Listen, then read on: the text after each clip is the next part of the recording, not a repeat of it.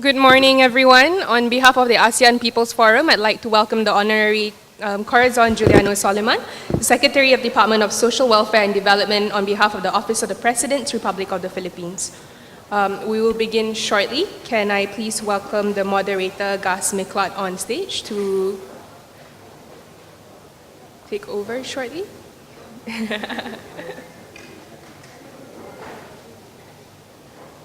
I will begin by introducing our moderator for today. Gus Miklat is the Executive Director and co-founder of the Initiatives for International Dialogue, an advocacy, conflict prevention, and solidarity organization based in the Philippines with campaigns and programs on peace building and democracy in Southeast Asia.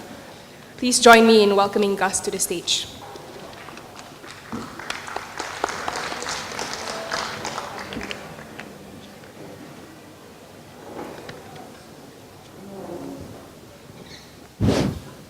Good morning, everyone. Hello. Good morning. Welcome to the early morning talk show of ACSC APF 2015. As our colleagues and participants will trickle in, yesterday, Secretary Dinky, this was full to the rafters. And I'm sure that a lot of because we're dispersed in different hotels, that is why I think we need to wait for a bit for those who are coming. And I think a lot also of the Philippines are also prepared to meet with you after this. That's all right. So I welcome you to this session, this plenary session, and it's my honor to moderate this plenary cum talk show, so to speak. But let me introduce to you first our distinguished guest and speaker. She is Corazon Juliano Soliman. Sorry, so you have to correct that in the profile. Otherwise known or more popularly known as Dinky, D-I-N-K-Y. Okay, Sec Dinky. You know. So she's currently the secretary of the Department of Social Welfare and Development. But as you see in the profile, she was referred to as the secretariat. But actually, she herself is a dynamo by herself. She's actually also the secretariat of the entire agency, in a way, of this agency. And she has behind her more than 30 years of experience in the area of social development within both the nonprofit and public sectors. So she was one of us in civil society for a long, long time before she joined government. Then she even left government, came back to civil society, and returned to government. In fact, one trivia is that she was a participant to the ACSC 2009 in Cham, in Thailand. And I remember her taking the floor, asking some of the guests at that time questions that civil society usually asks. And now it's her turn to receive those questions from us. She was appointed in 2010 2005 to 2010. On this, her second tour of duty as a member of the cabinet of the President of the Philippines. She provides leadership for a number of key national poverty reduction and social protection projects. She is the National Project Director, too, for both the Kapit Bisig Laban sa Kahirapan, or in English, Linking Arms to Combat Poverty, Comprehensive Integrated Delivery of Social Services, and the Pantawid Pamilyang Philippine government, funded by the World Bank and the Asian Development Bank.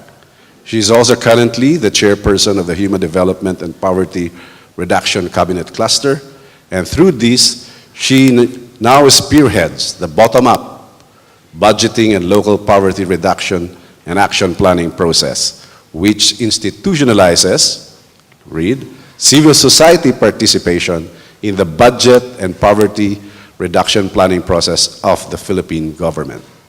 So without much ado, I'd like to introduce to you our speaker, Secretary Dinky Soliman, to speak about where should people be in the ASEAN economic community. And perhaps even more than that, she could also share her own insights and the thoughts and even ideas and recommendations for how we will engage government and go along in partnership in responding to the issues of the day that all of us here are very concerned with.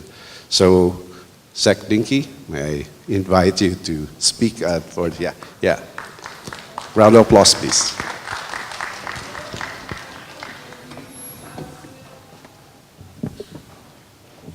Thank you, Gus, and to the organizers of this ASEAN People's Forum, led by Gerald, former colleagues in the civil society organizations in different parts of ASEAN and the Philippines in particular.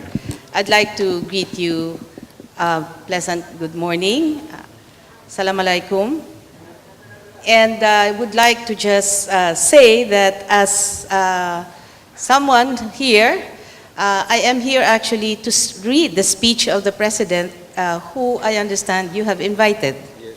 And because he himself is not able to come due to pressing commitments, he will be joining the heads of government meeting later in the week. I have been asked by him to read his speech, and therefore it is what I will be reading to you. After which, in the dialogue, I can discuss concerns about the ASEAN perspective on people, especially in the incoming integration of ASEAN. Because I also sit in the ASEAN socio-cultural community, the third pillar of the ASEAN framework. And therefore, I will proceed. I'm honored to speak in behalf of President Aquino. Allow me to share with you the message for this occasion. For a decade now, this tradition of gathering civil society organizations has demonstrated our commitment towards an ASEAN that works for the development of its people. Events such as this conference allow us to cultivate fertile ground for discourse, where we can exchange ideas with our peoples towards addressing their every need and ultimately build an ASEAN community that is both stronger and driven by its people. Ours is a community that has grown stronger since our first gathering. Now we can say that more than ever, our peoples are enjoying a higher quality of life. By working together towards shared goals, we are reinforcing our identity as a region geared toward uplifting our people. If I may give an example, in the Philippines, civil society organizations have been actively involved in different ASEAN and ASEAN-related issues such as climate change and food security, women and children, and labor, among others. Recently, as well, we hosted the regional consultation workshop on strengthening the ASEAN Intergovernmental Commission on Human Rights protection mandate through exploring mechanisms to protect women and girls from violence in ASEAN, where we gathered civil society organizations, government representatives, and other experts in the field to discuss how we can further protect the human rights of women. By keeping these civil society organizations informed of major policies and directives, and by continuously engaging in dialogue with them, we are giving everyone a chance to fully participate in the growth of our region. As we seek to address the many problems of society, we recognize the necessity of an active partnership between governments and peoples. We in government need to continue working with our civil society stakeholders towards building a more inclusive ASEAN community, one focused on and driven by its people. Through enhanced mechanism of consultation and the cooperation of various stakeholders, we are strengthening the foundations of consensus building. I believe that in the collective endeavor, we can build towards a stronger and more prosperous ASEAN region, one that leaves no one behind. Thank you and good day. That is the speech of the President. I will resume from there,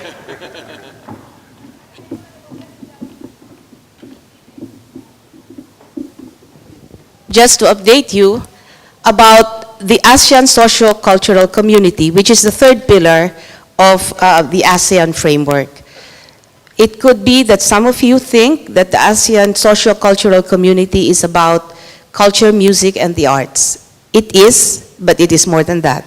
Because in the recent ASEAN socio-cultural meeting that we have, which was done in Melaka, Malaysia, which we are endorsing to the heads of states in their first meeting here in KL and then on to Langkawi, we have agreed to do the following in relation to endorsing this to the heads of states.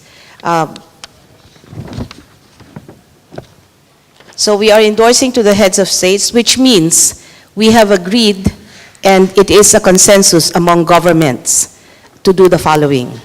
We endorse that priority work should focus on the declaration on institutionalizing the resilience of ASEAN and its communities and peoples to disasters and climate change. We are also endorsing the ASEAN Declaration on One ASEAN, One Response to 2020 beyond ASEAN responding to disasters as one. We are also endorsing the ASEAN Declaration on Aging, empowering older persons on ASEAN. Regional framework, we are also endorsing this, an action plan to implement the ASEAN Declaration on strengthening social protection. And finally, we are endorsing the regional plan of actions on the elimination of violence against women and regional plan of actions on the elimination of violence against children. Therefore, the ASEAN socio-cultural community discusses not just the sharing and caring community along the lines of arts, music, and dance. It is also the pillar that works very closely on poverty reduction, on social welfare, social protection, migrant workers issues, disasters response, children, youth, and women concerns. So I am ready to have a dialogue with you. Thank you, Dinky. So there, Dinky read the speech of the President of the Philippines, whom we invited to this occasion, but at the same time, Dinky also gave her some update with regards to the government's, Philippine government's participation in this ASEAN processes. And so I invite you now, we have an hour of dialogue with Dinky.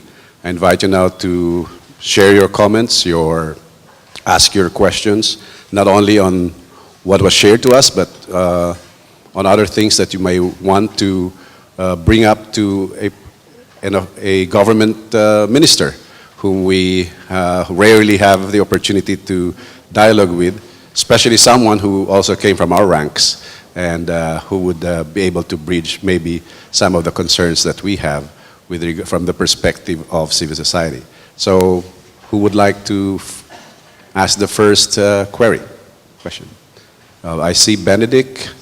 Can you line up? Of course, I'll give you a minute or two max to state your name, your organization, and pleasantly ask your question.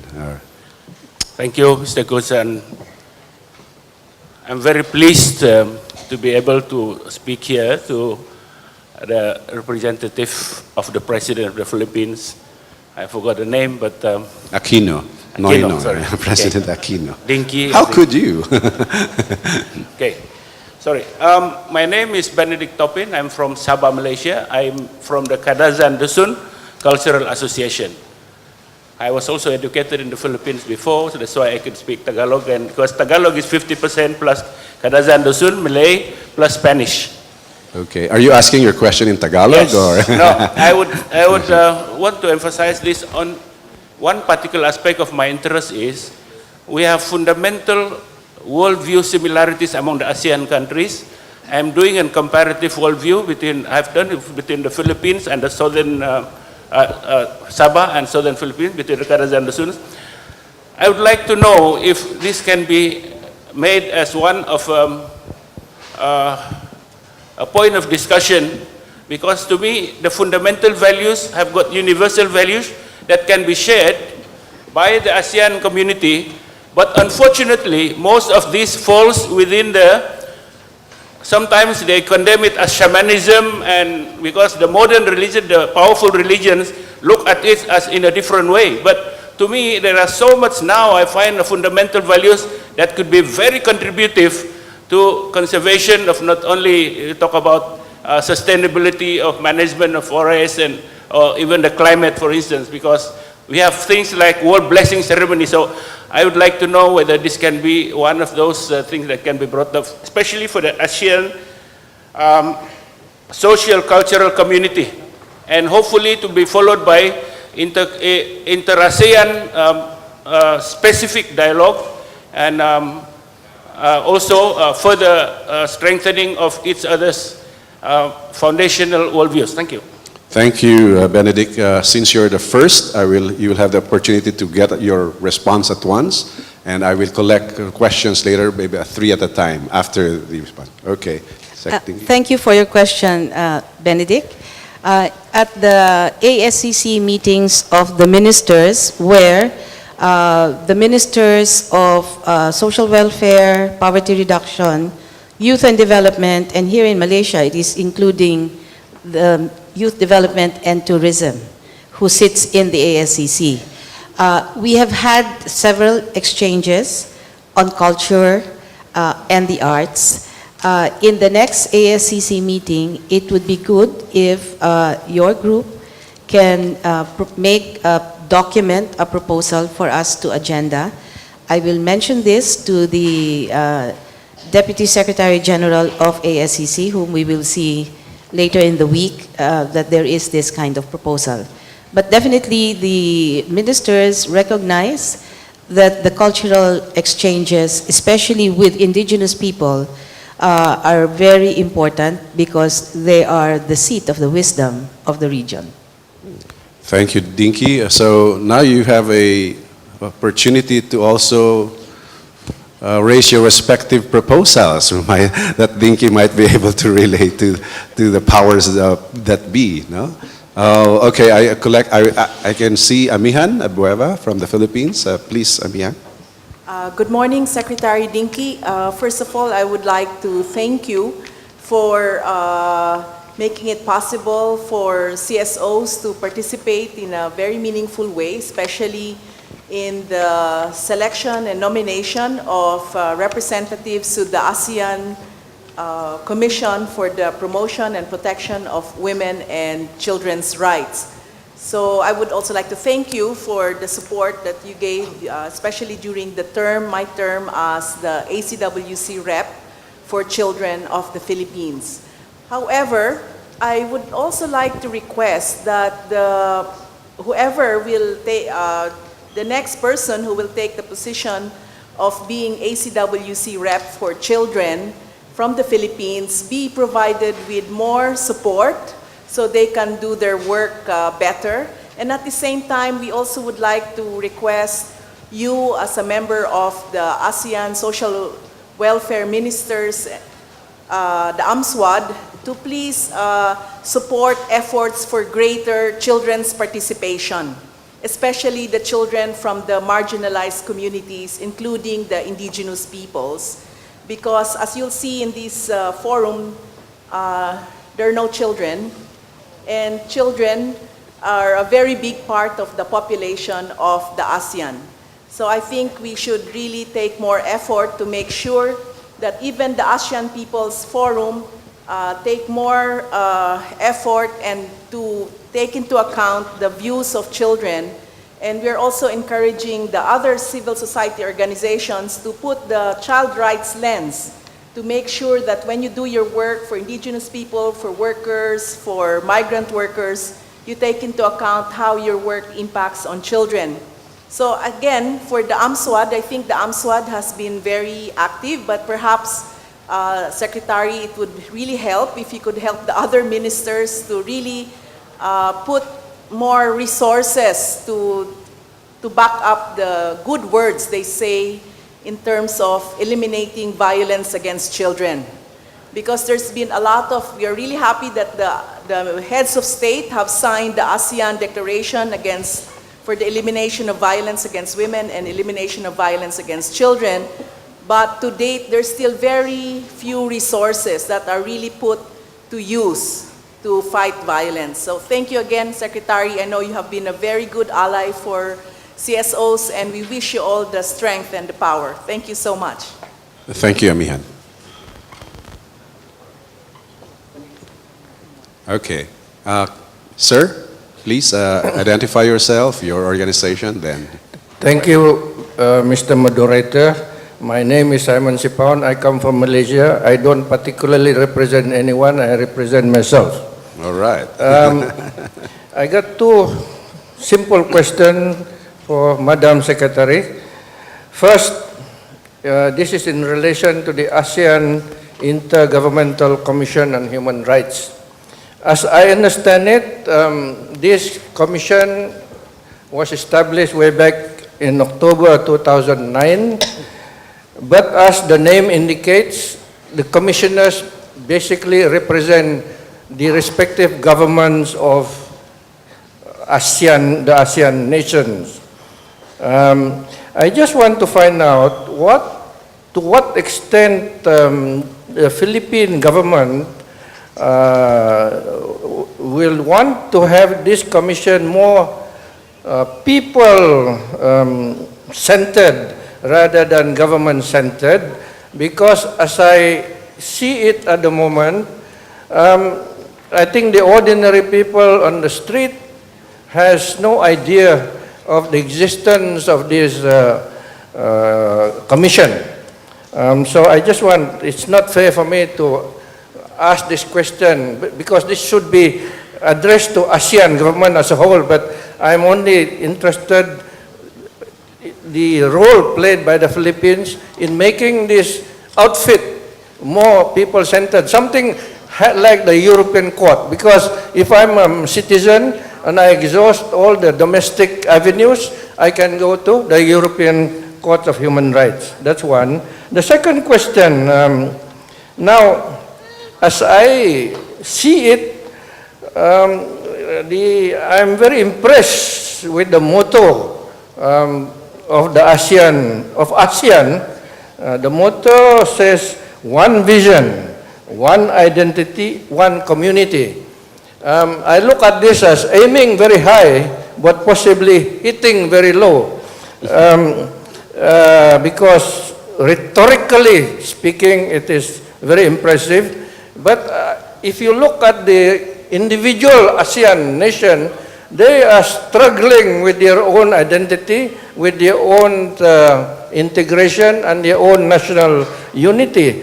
Then how does Philippines contribute to achieving one vision, one identity, one community over more than 600 million ASEAN people, when each respective member of ASEAN has their own particular problem and far from resolving it? Thank you very much. Thank you too. I'll collect the last question of this set. Ma'am, please.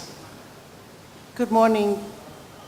Please identify yourself. Yes, my first. name is Von Intervong, and I'm with Alliance Democracy for Laos, and I'm here today to speak about the children in Laos. Question, please. Just question 2 minutes is- maximum. The question is, how can we solve the poverty for the children in Laos and on the society of the ASEAN community? Thank you. Okay, thank you, thank you. Okay, I request Dinky to respond to these three. Yes. First, thank you, Amihan, for the kind words. And definitely, we will ensure that there will be greater support from the Philippine government on the participation of the representative to ACWC. With regards to working with the ASEAN governments in terms of bringing to life the declaration that we have made, this is something that I think will be responded to by the Regional Action Plan. that we are endorsing to the leaders, and once that is approved, the Secretariat, led by the Deputy Secretary General of the ASCC, will then put into motion implementation of an action plan in all of the countries who are members of the ASEAN community. So I think that that would be a major step in making the words come to life, so that it becomes words that are actually found in the villages of the different parts of the ASEAN countries.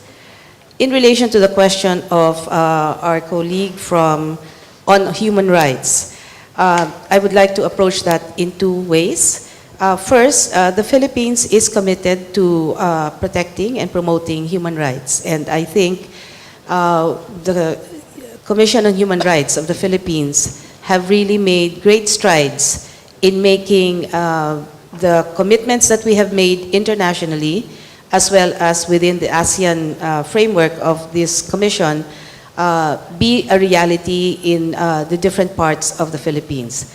We can think of a time when we can have a common understanding and a common framework for the protection and promotion of human rights in the ASEAN community, if and when all governments are actually implementing the covenants in their own respective countries. And this, I think, is the challenge to all citizens of ASEAN. We in the government can work with each other to remind each other, but as you know, the ASEAN principle of consensus building is one that is a sacred principle between and among governments. And therefore, I think it's the people of ASEAN, the countries who are members of ASEAN, where the push should come from. So we can get to a point where we can have a European court type here in ASEAN. Lobbying, I think, the different governments that you come from would really help, so that we can then work with each other to convince some of our colleagues in government who may still have some questions and may still have some difference of opinion on what human rights are about. On the one vision, one people, one ASEAN vision, it is a challenge. It's a star. But I think all of us need a star to look up to be able to work for the passions that we have. Now, this is really the protection of the marginalized for us, and this is really working together, especially because once we integrate, the migrant workers' issues will become even more intense. And at the level of the ASCC, we have been working on a common document that still is not on consensus. That's why we still have to do a lot of work on this. But I think we have begun the exchanges to make this come to life. So for example, from the Philippines end, the peace process that we have been able to move is already being seen and is being shared with Myanmar. And that's just one example that comes to mind now in forging a one people, one vision agenda. Again, the learning exchanges, I think, that the APF is doing is another contribution to make this a reality. Because it is not only government that will make this a reality. In fact, it is the people who will make this a reality. The people of the different countries where ASEAN, the people of the different countries of the ASEAN community. The last question on Laos, poverty. We have exchanges in the ASCC level on social protection framework. In fact, as I understand, there were already 2 meetings, one in Cambodia, and if I'm not mistaken, one was in Laos, where we had discussed and exchanged lessons on social protection, which basically is the protection first and foremost of the vulnerable, so that we can actually work on reducing poverty. But the first agenda, I think, is to protect first their rights and welfare, and then with them, driven by the people, look at poverty reduction, if not poverty elimination programs. Thank you, Dinky. Perhaps a follow-through question later on this human rights is how can civil society in ASEAN remind allies like you, remind your counterparts in the other governments? So how can we help? How can you help us help you in this reminding? Yeah. Anyway, I'll collect the next three. I see, sir, please. Yes. Thank you, moderator. Thank you, Minister, for sharing the time with us. My name is Chong Bin from the Vietnamese Trade Unions. So, as a workers' representative... Can you speak a little bit slower and louder? As a workers' representative, I'm concerned about the workers' issue, labor issues. First, what about the migrant issues? So, you know that Vietnam, Philippines, big sending country. Labor sending country. But as you know, the migrant workers in receiving country, we have so many problems. Workers suffer from the problem of low wages, exploitation, and abuse of labor rights and so on.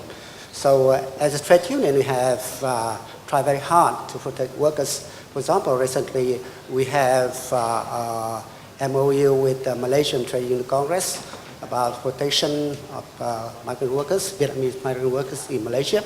And recently we have initial talk with Philippine Trade Union Congress about protection of migrant workers in other countries. So, what's the I want to question? know, as a minister, how the view of the Philippines government and also ASEAN government and employers about the protection of migrant workers in receiving countries. And the second question is about the consultation. For many years, trade unions, especially the ASEAN Trade Union Council and Vietnam Trade Union as members, try to have consultative status with the meeting of Minister of Labor on the issue related to workers for is on our attempt failed. So my question to the Minister is how the Ministry of Labor of ASEAN can respond to our request for consultation status. Thank you. Thank you. Wachala, yeah, I'll allow this line first because they were the first ones who stood up there for a while. Okay, Wachala, please. Thank you. Good morning. My name is Wachala Naidu. I'm representing Women's Aid Organization Malaysia. I mean, my sister Amehan has already asked the question about children's rights in the region. So my focus is really to ask what is really, or where do you see women featured in the overall scheme of ASEAN? And related to that, I have two questions. I mean, we were very excited with the establishment of the ACWC. We are somewhat disappointed because it's not just the question about who is being appointed as representative, but it's also the quality of the work that actually comes out of this particular mechanism. Because all we have seen so far since its establishment is more of a duplication of things that are already in existence, particularly, I mean, I'm still seeing what is the point of adopting another declaration on violence against women and children when there was one existing prior to that on women which was not implemented, as well as the fact that it was duplicating the work of international mechanisms such as CEDAW. So my question is, if we really need to see any kind of strengthening of this particular mechanism, their mandate will have to be strengthened, i.e. the protection mechanism needs to be included to ensure that they have the powers to investigate, to ensure that their recommendations are enforceable. So what is the commitment of Philippines in this regard? My second question, and it also echoes the question by the earlier person, is on the issue of the ASEAN economic integration. Because the blueprint, again, is silent on women. Okay? It is also silent on the issue of migrant workers. And we know a vast majority of migrant workers, I mean, women domestic workers, migrant domestic workers. So where do they really fall in again, the larger scheme of the protection that is accorded to workers in the region. Because as we move towards the drafting of the ASEAN post-2015 vision, we were notified by the Malaysian representative to the drafting team of the AEC that again the issue of migrant workers, migrant domestic workers missing from the current draft. So this is the situation where it creates gaps where people like Mary Jane fall into. So my question here to Philippines is again, what is your commitment to ensure that as we move towards another decade of ASEAN commitment, what would be the commitment towards ensuring the protection of women, protection of migrant workers, particularly migrant domestic workers, that goes beyond the lowest common denominator? Because we understand the issue. Yeah, we understand the issue of consensus, but consensus cannot stop adherence to international standards. Thank you. Thank you, Wachala. Okay, I collect the last one for this set. Yes.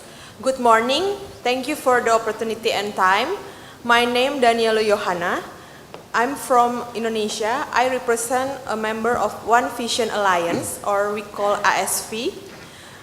Since the first day, I didn't heard from the plenary session about the issues of sexual reproductive health and rights, or SRHR, and sexual gender-based violence, or SGBV, especially for women in the rural area, or indigenous women like Papua and Sulawesi, and youth and LGBT as a marginal groups.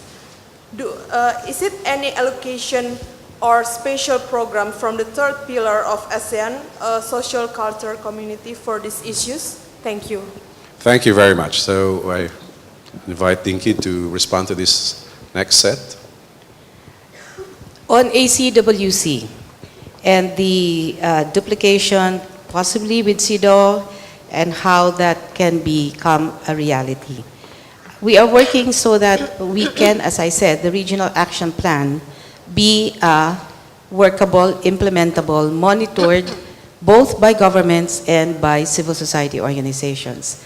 I suggest that in the planning of this, I will raise to the Secretary General of the ASEAN Secretariat that the APF be invited to discuss the monitoring of the implementation of the regional action plan. Now, related to this, on migrant workers and women, the ASCC have had a document for the last 2 years on migrant workers. Indonesia, Vietnam, and the Philippines have been working closely with other governments in ASEAN to get a migrant workers document that will protect and promote the rights of migrant workers in general and women in particular. Singapore, Malaysia, and Brunei Darussalam governments have continually raised concerns and issues. I suggest this is one of the areas that we can work together for our Malaysian citizens, Singaporean citizens, and Brunei Darussalam citizens to advocate to your governments about the rights and welfare of migrant workers. On the question of sexual and reproductive rights in the ASCC, I will admit that this is something that we have not discussed at length because this is a very sensitive and an issue that we have very different views on as countries.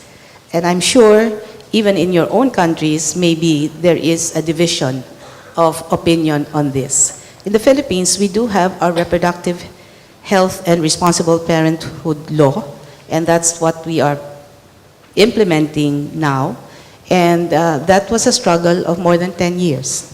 And so I think this is something that we can think about. Look, your colleagues here from the Philippines were very active in making that law happen, and that could be something that is a starting point for where we can work together. Thank you, Dinky.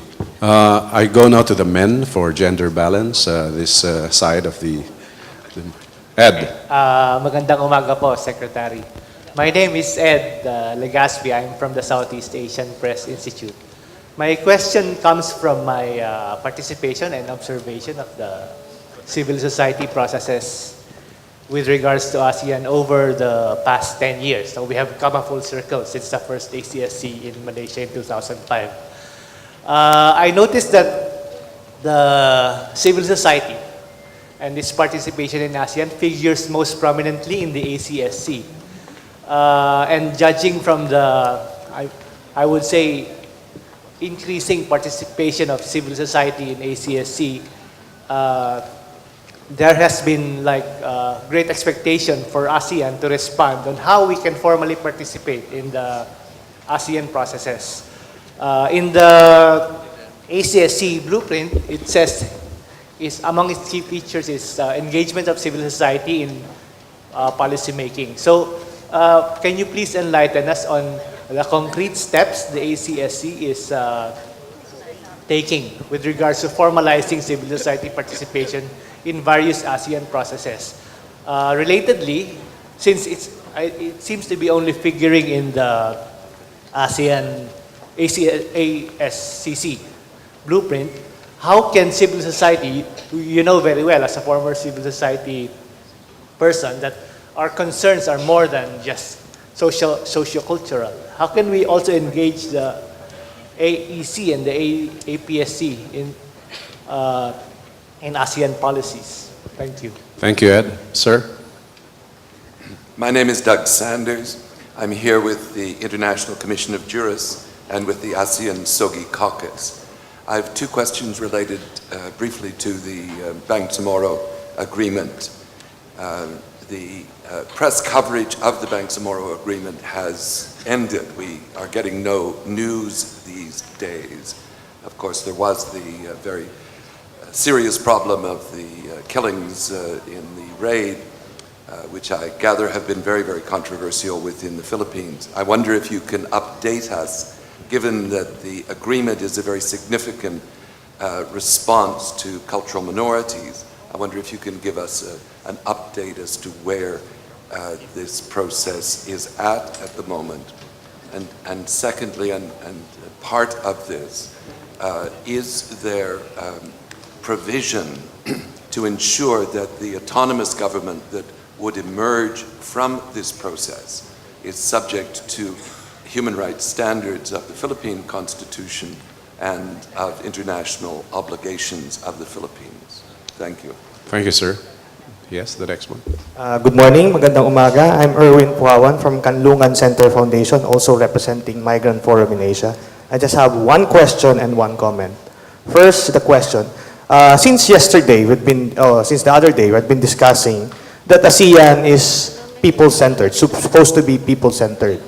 But also in the discussion, it seems that majority of the people attending this conference is saying it is the multinational corporations, the elites, or the super rich are who's gaining really from this ASEAN economic integration. My question is, do you still think, based on this discussion, that public and private partnership, especially with the multinational corporations, can really bring people-centered policies in ASEAN? So, and then, again, this is a comment. Since the first day, we've been observing, because we are from the migrant sector, migrants are always categorized as the poor migrants, those who are victims or vulnerable. We dare say that the migrant workers are empowered. What makes them disempowered is actually the policies of ASEAN, the policies of states which rendered them vulnerable. Because if you talk to the migrants, they're really empowered in the sense. But what made them so-called victims is not actually their situation as a migrant, but the policies surrounding migration. And also, as an observation, perhaps, if we were discussing migrant policies and programs, please, kindly include the migrants in the discussion, because we have been observing, it has been the states, it has been the so-called migrant experts who have been discussing that where is the migrant, where is the people in the meetings. So, thank you. Thank you very much. Before I ask the Secretary to respond to those, I am now asking for the last two rounds of those who'd like to ask questions. If you're not in the microphone in 10 seconds, I won't call you for your question. So the next two, and those who would want yet to ask questions, please go to the microphone already, as we are about to wrap up this session in about 10-15 minutes. Okay. On the institutionalization of civil society participation in the ASCC and how to get this into the other pillars, I think, again, we have to keep reminding ourselves that the ASEAN community is of people in the different ASEAN countries and of governments. Right now, the level of consensus that we have is that of consultation.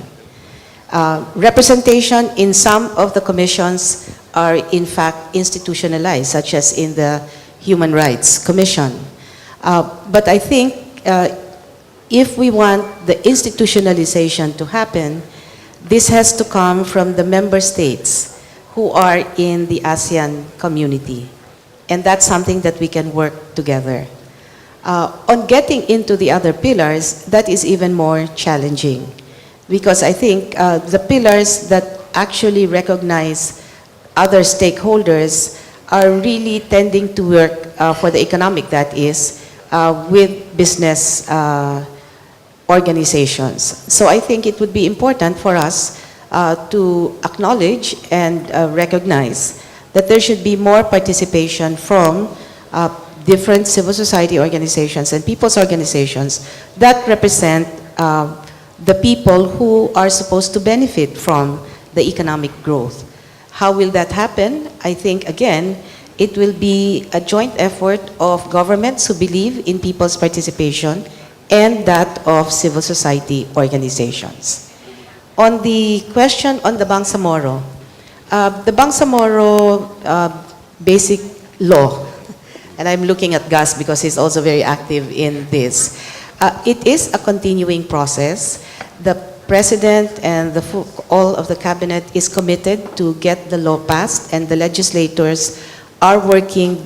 It is a continuing process. There is a continuing hearing, but one more step that had been done was the appointment of a council of civil society organizations and business leaders to help in the process of helping people understand what the Bangsamoro Basic Law is about. Because as was indicated by the person who asked the question, this became muddled after an incident in Maguindanao, and therefore it needed a more rational discussion and bringing down discrimination and prejudices that surfaced after the incident. And so this is led by church people, by Muslim leaders, by big business, and by civil society organizations that's conducting different consultations and different discussions to make the Bangsamoro Basic Law understood by many more citizens, and the biases and prejudices that came with it after the incident be explained, and that this, what has been played up in media is actually not true. That the Bangsamoro Basic Law is a law that recognizes the Constitution, that talks of one country, but respects the autonomy and recognizes the injustices that had been done in the past centuries to the Bangsamoro people. And therefore, we should continue the process of discussion. And on the question, is human rights going to be part and parcel of the law? Definitely. I can say that in full confidence that it is going to recognize all international commitments that the Philippines have made to protect and promote human rights. On the issue of PPP, is it still possible to make it inclusive so that it is people-driven? I think that's really a question of engagement, a question of ensuring that the voices of the people of labor are heard in all of these processes. And again, this depends on the strength of the labor unions, it depends on the strength of the civil society organizations, and the openness and the inroads access that these organizations have with the different governments in the ASEAN community. And a final note on the migrant workers, as I indicated earlier, in the ASEC, for the last 2 years, we have been working on a document for the promotion and protection of the rights of migrant workers. Vietnam, Indonesia, and the Philippines have been pushing this, and I would like to appeal to Malaysia, Singapore, and Brunei, the citizens of Malaysia, Singapore, and Brunei, to lobby your governments so that they will understand and see that this is a very important document. Thank you, Dinky. Just a little caveat on the Bangsamoro. The peace groups from the Philippines who are attending this ACSC, together with the Philippine delegation, is circulating a petition or a statement wherein we are seeking your endorsement and your help in forwarding the peace process in the Philippines. And hopefully this will also be taken up in the heads of state summit too, for ASEAN to weigh in and help convince our legislators in the Philippines and also our people that this peace deal will not only benefit Mindanao and the Philippines, but ASEAN as a whole. So please sign up in this petition, advertisement. Okay, I ask now the last set of here to make their questions crisp and direct, so that we'll have a more substantial exchange afterwards. Please. Yes, good morning. My name is Zhang Fa from the Friedrich Ebert Stiftung. Sorry, say that again. Zhang Fa from the Friedrich Ebert Stiftung. FES. Yes. That's true. It's true. Well, Not in inequality ASEAN. is one of the biggest challenges in ASEAN. And one big reason for it Which is what? What is the biggest challenge? Inequality. Inequality. And a major reason for this is that the wealth of economic growth is not being distributed fairly or if at all. Now, the widening income inequality is an indication that the socio and cultural pillar is not doing its job well to promote and protect the rights of the citizens, especially of the workers and the majority of the ASEAN citizen. And the current direction of the AEC benefits mainly the MNCs and the political elites. So at this APF, there has been a call for a so-called social ASEAN that calls for a socially just regional integration. Now my question to you is, what can you do in your capacity as a Minister for Social Welfare and Development? What can you do to promote a stronger social dimension in the AEC and to forge a balance between business ASEAN and a social ASEAN? Thank you. Thank you. The next, please. Laura. Yes, good morning. My name is Laura Abrantes from Women's Network of Timor-Leste.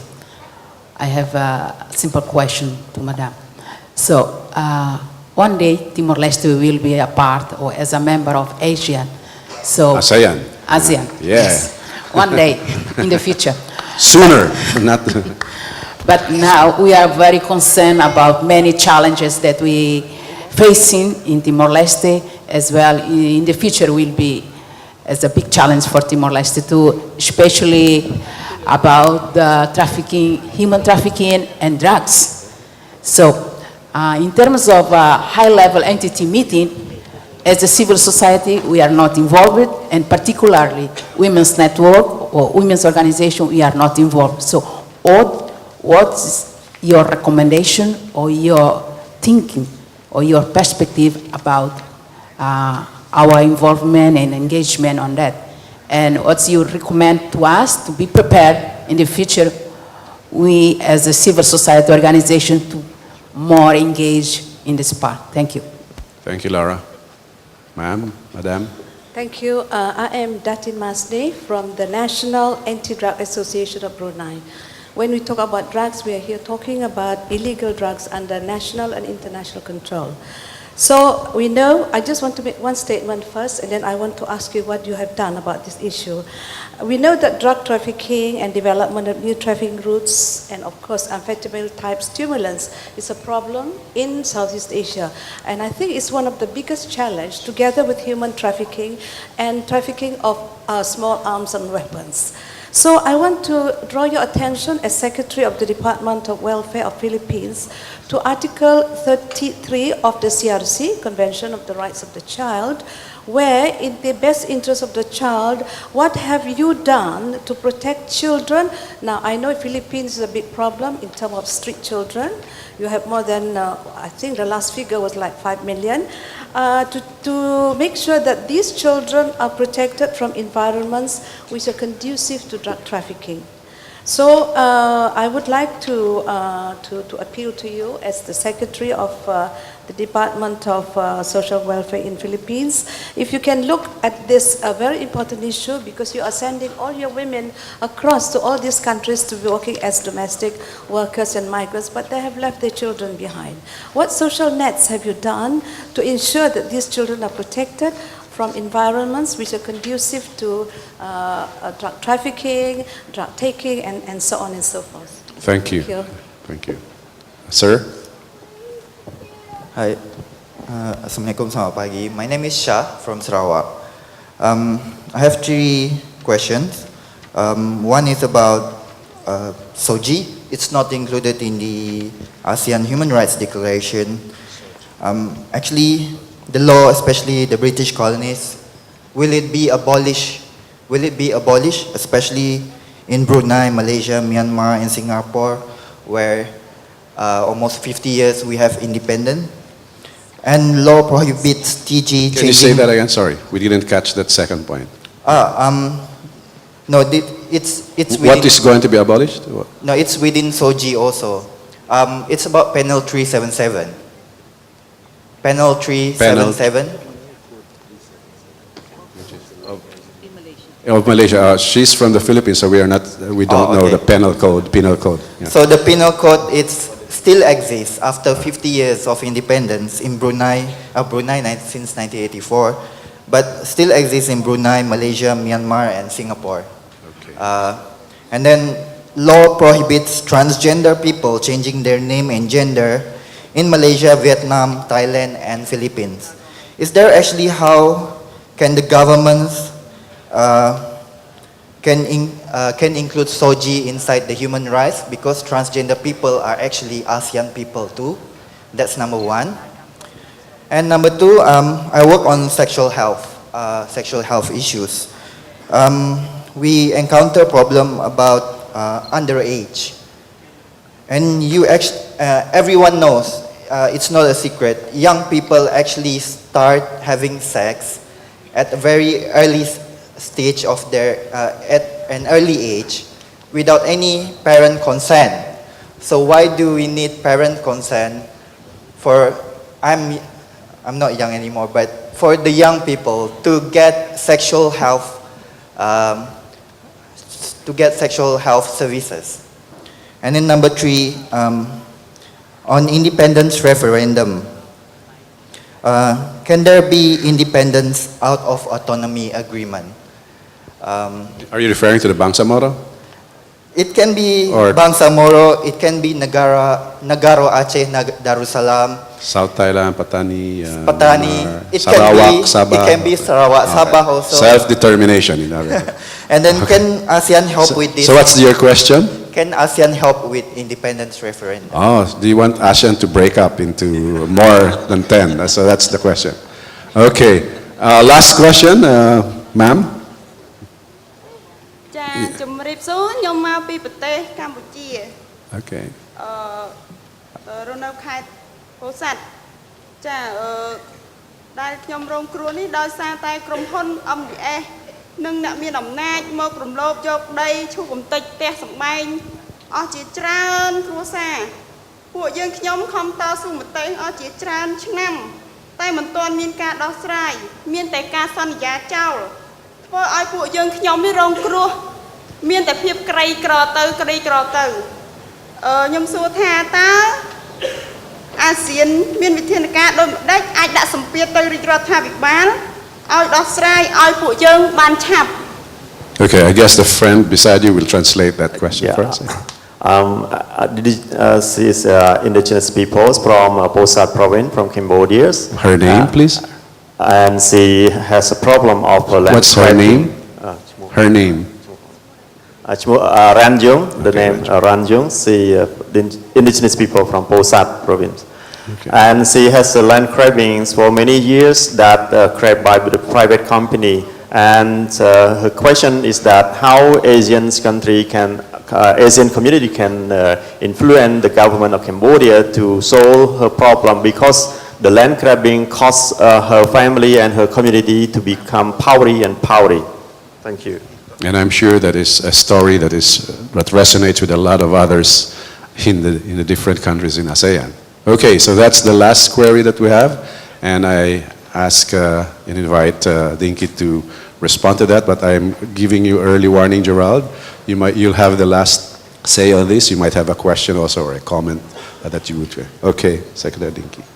Thank you. On the question from our colleague from FES, on the question of inequality, as ASCC, I think as a first step, again, as an ASEAN community, we are working on social protection. Why social protection? Because it is the first level of intervention on vulnerabilities. When people are poor, they're very vulnerable to abuse, oppression, and injustice. And therefore, we as a government have to make sure that they are protected and their vulnerabilities are reduced. And that's when we come in with interventions that will increase their power to be able to assert their rights. And that's by making sure that they are healthy, that they're educated, and the basic social infrastructure are within reach and accessible to them, that they know how to read and write, that they are able to eat well, and that they are able to exercise their political rights. This is what ASCC as a whole is doing through the social protection framework. Now, in every country, there is unevenness, I will admit. It is not the same in every country in ASEAN. And that is why in the ASEAN community, in the ASCC level, we work together to build consensus so that we can have a common framework on social protection. What can I do? That is a contribution I can make at the ASEAN level, but as a person who is advocating the rights and welfare of people to make sure that their voice is heard and counted. So it's not just voice, it has to be vote. They have to have the voice and they must be able to vote, not just politically, but economically and socially, so that they are part of the development process.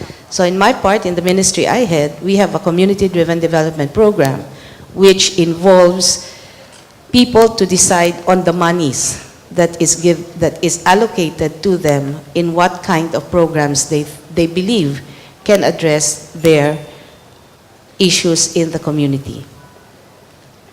In Timor-Leste, we can share with you our anti-trafficking law and the anti-trafficking work that we do, which is actually connected with the ASEAN networks of security people, and we have worked with international Interpol to prevent two things: sexual trafficking of women and children, and cyber pornography, because that is a growing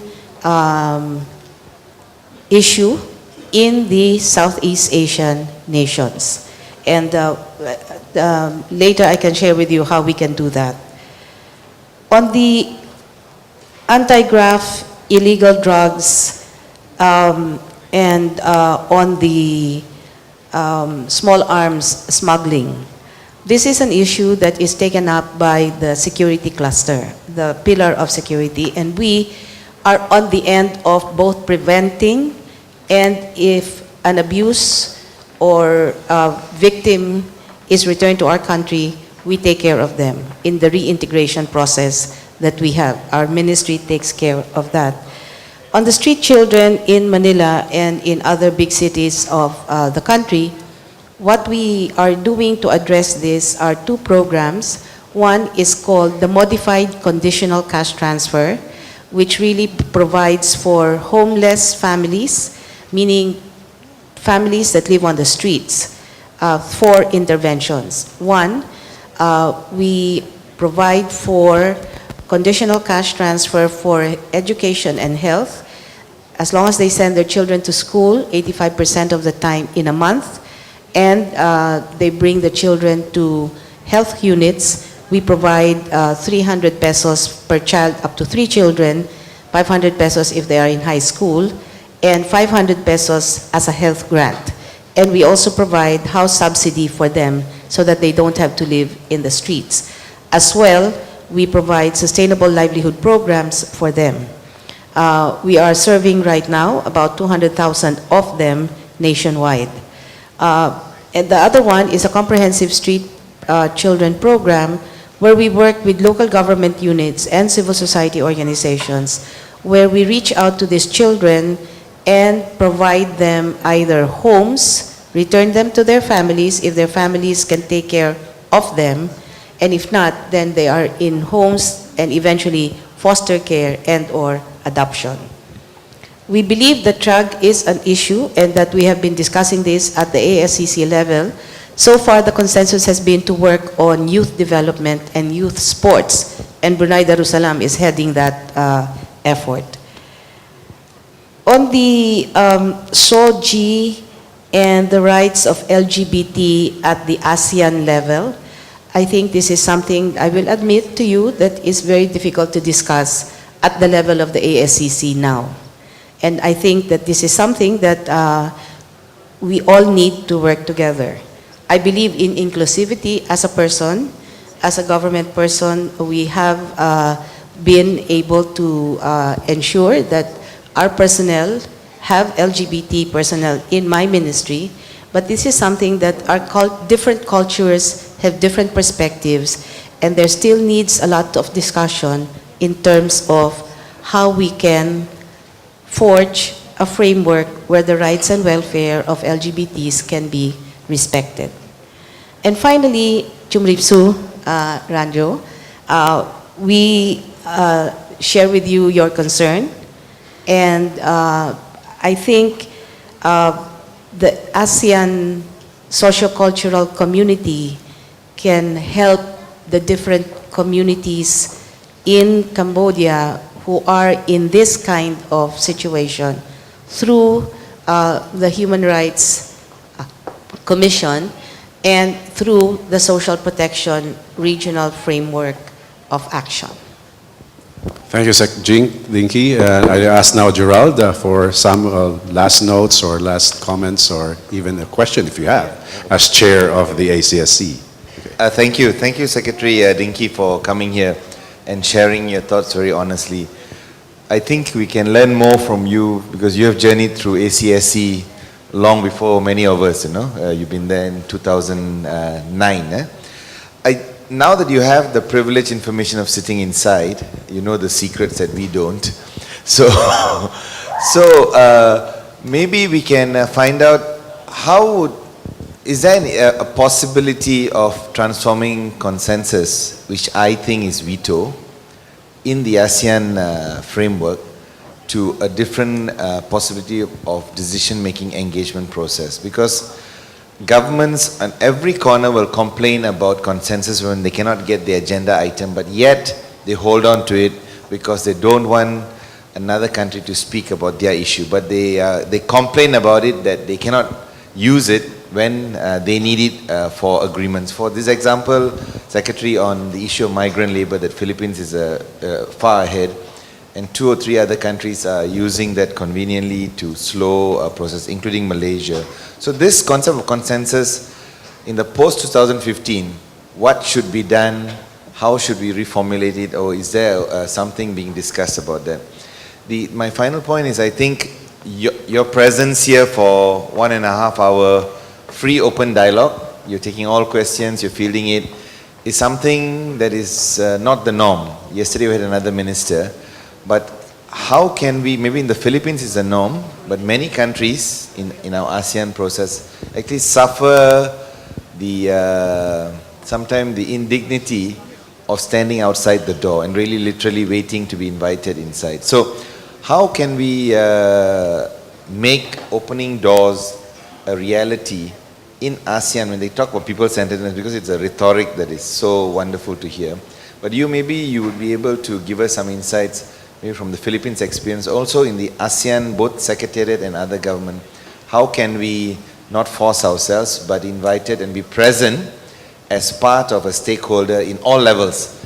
I don't think just the interface with the head of states is the big thing, but throughout the year there's 1,000 ASEAN meetings, but I don't think they ever remember to want to invite us to any of these meetings. Just two questions for you. Thank you. Well, some of us would like to force ourselves. On the first question, is there a possibility of changing the process of decision-making at the ASEAN level, heads of states, away from consensus building into something else?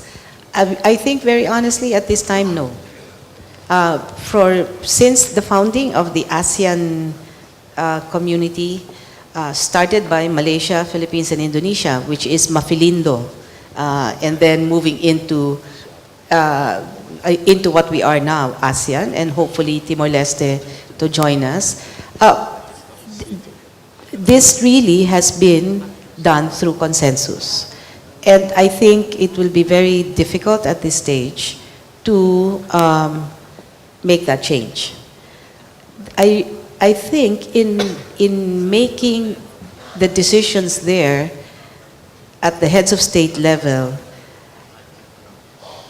informed and recognizing people's rights and welfare really starts in the country. It starts where it matters, where the heads of government are representing the citizens. And so the work, I really believe, and this goes to your second question, the work really begins at home, in your own countries, where the struggle, if you will, in some aspects, and the engagement is with your own governments, convincing them that the citizens are the bosses of the governments that are represented in the ASEAN community. Some of the lessons we've learned in the Philippines is that it is important, I think, for different civil society organizations in the different countries that are represented in ASEAN to identify champions for people's participation and people's rights inside government. Government is not a monolith. I am from the civil society organizations movements in the Philippines. I have most of my working life, I'm 62 years old now, 30 years of that has been in civil society organizations. I am a community organizer by background and experience. But when I joined government, so I'm barely 10 years in government, an appointed person by the president, I have been very humbled by meeting very committed civil servants who really work for the people's rights and welfare. That, I think, is the challenge for civil society organizations and actors and stakeholders. Identify these committed civil servants. Identify them and work with them. Because they are the ones who make the bureaucracy work. They are the ones who prepare the papers for the decision makers. They are the ones who make the concept notes, the speeches of the ministers. They are the ones whom I think will be worth your time in engaging and discussing and convincing, because they are, after all, citizens of your country. Whatever happens to your country happens to them too. And I think this is what I've learned. I've been very humbled by the commitment that I've seen in many of my colleagues who work 24/7 in the service of our ministry. So that would be my first suggestion. Identify champions for the advocacies that we work with. And then third, I really think nothing replaces people power. I mean, nothing replaces an active citizenship that will make the governments accountable. Because that's what, in the Philippines, that's our experience. And it really makes government work. It's not perfect, but it becomes more responsive to people's needs because people really make us account. So I can hear some people power voices already outside. So that is included in her. Okay, on that note, let us thank Secretary Dinky for this very robust, engaging, and civil dialogue among us. And I invite Penjiran, Datin, Paduka, Haja Maria Matarsat, the President of the Council of Women of Brunei, Darussalam, and Deputy President of Brunei Malay Teachers Association, and a member of the Regional Steering Committee of ACSC, to please hand over our token of appreciation to Secretary Dinky, and for the photographers and videographers to please come and already take the photos, official photos. Thank you so much. A round of applause, please, for this end of this.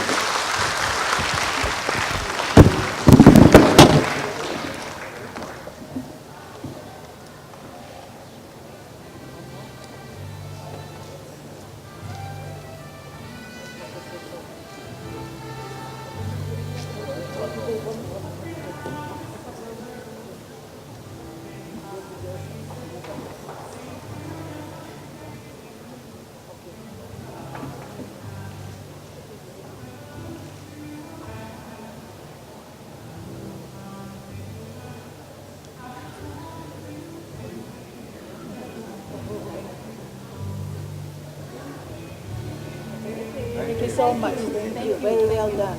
Really enjoy yours. Thank you.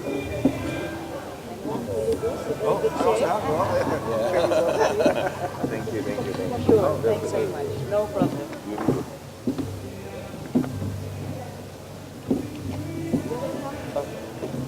Come in, John. Interesting.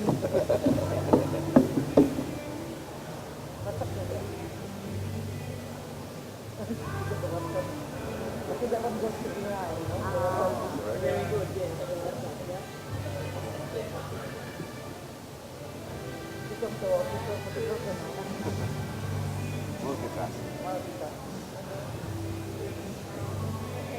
Thank you, thank you, thank you, thank you so much. Thanks. Well, what else? Bawal ang pikon. Bawal pikon talo. Talaga. Ganyan lang talaga yan.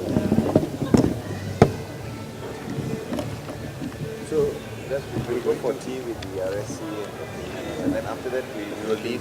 Yeah, I told the lab. Yeah, So we'll go with the RSC for tea first and then we can meet in that same room. In that same meeting room. Okay.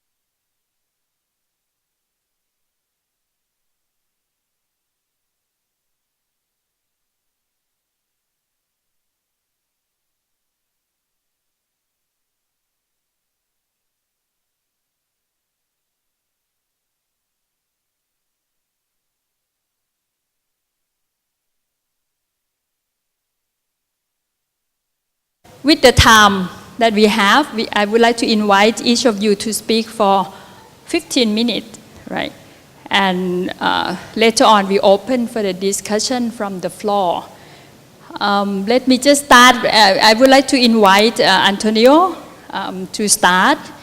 I understand that the issue that list is for Mr. Antonio is the AEC and its impact on the economic development. We would like you to touch upon a few key things, including the possibility of ASEAN that can have the accountability mechanism that can be able to uphold the right of the people in ASEAN. How can we hope for the mechanism or the accountability, the mechanism that can have the poverty reduction, the recognize of the people's role, the sustainability, not only for people, but also for the ecological and our resources in the region happen. Can we hope for ASEAN that we can make more vibrant, in ASEAN to help forward the people center? What do you think about this, please? Yeah. Thank you very much. Good morning to everyone, and I'm very pleased to be here in Kuala Lumpur. Indeed, the ASEAN economic community is much being promoted by our governments and our corporations alike, saying that economic integration will lead to inclusive and sustainable growth in the Philippines, in the world, and especially in the ASEAN. For us, indeed, inclusive development, inclusive growth are important things, but the important thing also is to make sure that this growth, this development is accountable for the people.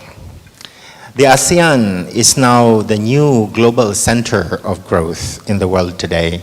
The East Asia and Southeast Asia are the leaders of the growth of economy in the world.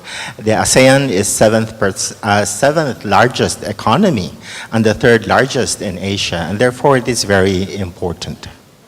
But on the other hand, the question of that growth, that economic growth and improvement, we talk about, prosperity. The reality is that there are two ASEANs, there are two Asias. There are an Asia of the rich, of the elite, an Asia, an ASEAN of growth. But there's also an ASEAN of the people, where we face the problems of poverty. Indeed, poverty rates, because of growth, dropped from 45 in 1990 to 18% in 2011. But still, rural poverty in traditional Asia, such as all over our region, it is very high. It's 70% living in the rural areas. And not only that, you have vulnerable informal employment. 61% are engaged in informal or vulnerable employment. 32 are in working poverty, especially in places like Indonesia, Laos, Cambodia, Philippines, and others. You also have high inequality. With growth, you have a rich Asia, but a poor Asia, and you have now more than so many billionaires that are now in the list, in the Forbes list. 23 in Indonesia, and even in Vietnam, you have a billionaire. This inequality is not acceptable. If you want an ASEAN that's truly for the people, then we should address the problem of inequality, especially the Philippines, which has the highest inequality in the world, in Asia, but also in the rest of the ASEAN, especially the main five, the leading five. With inequality, you also have the problem of land grabbing. Somebody this morning already raised the problem of land grabbing in Cambodia. But this is happening all over in ASEAN. not just in Cambodia, but also in the Philippines, in Indonesia, and others. Besides land grabbing, you have environmental challenges. The deforestation rate in ASEAN is 3.7 million hectares per year, and with Malaysia is on the lead. So when we talk about economic integration for ASEAN, the question is, whose agenda is this? Is it for the rich or is it for poor? So we say that it is about who is pushing for this. And one, you'll see the corporations pushing for it to seek newer markets and resources for exploitation. But I ask you, who are really the drivers of the economy in ASEAN? Is it the corporations? If you look at the statistics, the main employers in the ASEAN and in the rest of the world, it's not the big corporations. It's the small enterprises, the small and medium enterprises. And furthermore, we don't talk about the social economy. What do I mean? Let's talk about the cooperatives. Let's talk about the micro enterprises. They're also drivers of growth in ASEAN, but we don't talk about it. We just talk about them in the context of social pillar, but they are invisible in the economic pillar, when in reality, the micro enterprises and the cooperatives are actually strong voices in ASEAN. Who is pushing for the ASEAN economic integration? Well, the governments. It is a state-led integration. And the question is, if our governments are leading that, then how are they ensuring that this integration is inclusive? So it is true to the word integration. Is it integration on our behalf, on our benefit, or is only for the elite? And finally, you have integration that's really driven by foreign powers, especially the United States. Is it pushing us in a new form of neo-colonialism? Or is it something that really is for ASEAN? Indeed, the blueprint of the economic integration that's being put to us is neoliberal exploitation in the form of the Trans-Pacific Partnership Agreement, for example. These agreements that are really pushing for better profits, better business and growth, but at the same time not necessarily assuring the incomes for the poor.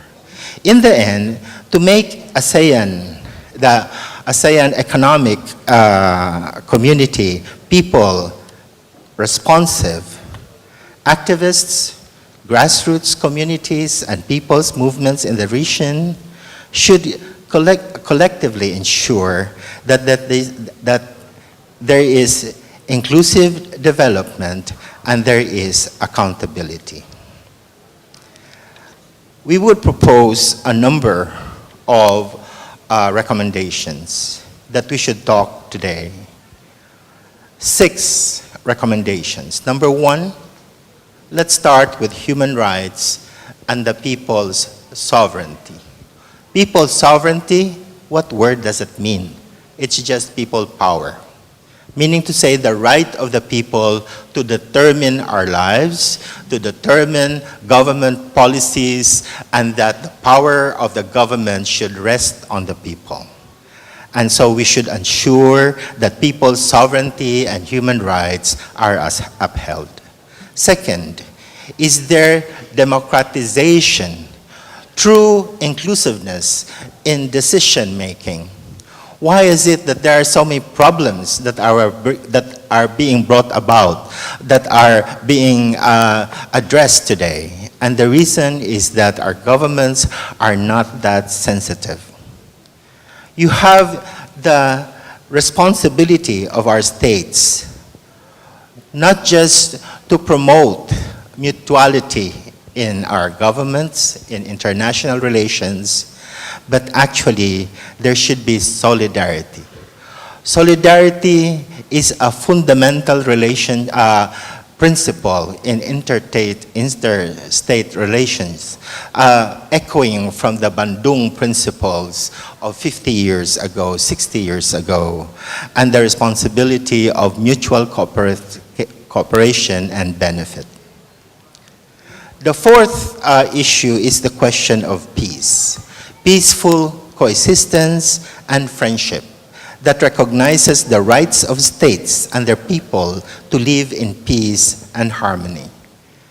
This is an important pillar of principle for ASEAN, but for us, it should be understood not simply in the context of states relating to each other, but of peoples truly living in harmony and peace. We should pursue environmental sustainability, especially in the context of climate change.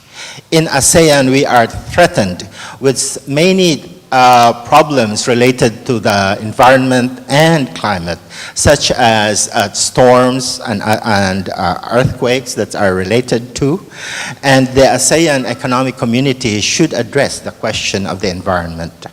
And finally, to truly have inclusive development, have inclusiveness in decision making, there should be a clear accountability of governments, and not just of governments, but also especially the private sector and corporations that have become a bigger power determining our lives. For us to have a truly people's economic integration requires a true understanding of human rights, social inclusion, a democracy for the people. Thank you very much.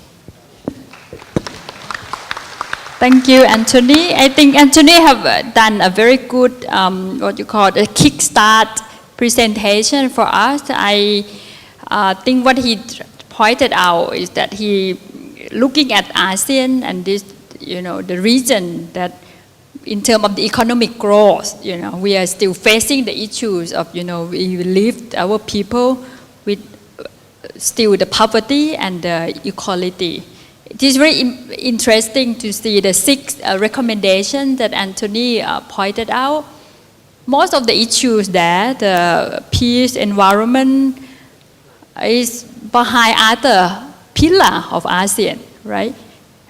They're not in the economic pillar, so-called. It's under like environment, maybe hiding under the social, cultural and things, and how can we stress on the issues, how can we integrate this issue into the economic? So if I count Anthony as the person who talked from the perspective of the people who work, the person who work with the people, maybe I would like to now hear from Tan Sri Dr. Munir Majid. I understand that the APF raised some question and would like Dr. Munir to reflect on the AEC impact of the business community as well. What does it mean and what going to be happen from now in relate to the economic, to the trade and investment community in this region? And again, the same questions. You think the business community who have any possibility to better the policy of the investment under the ASEAN framework and able to engage more of the people's role? I think that's the key question. Please. Thank you very much, Madam Chairman, ladies and gentlemen, and organizers. Thank you for inviting me to share some thoughts with you in respect of the business community and the ASEAN economic community. Point number 1, the ASEAN Economic Community Blueprint that came out in November 2007 was an official document. And the greatest weakness in the community building process has been the approach top-down, a top-down approach. This top-down approach has resulted in dissatisfaction on the part of many parties, private sector included, and more particularly civil society organizations, that they have not been closely consulted, they are not participating in the process, and they want this consultation. Having said that, let us not, however,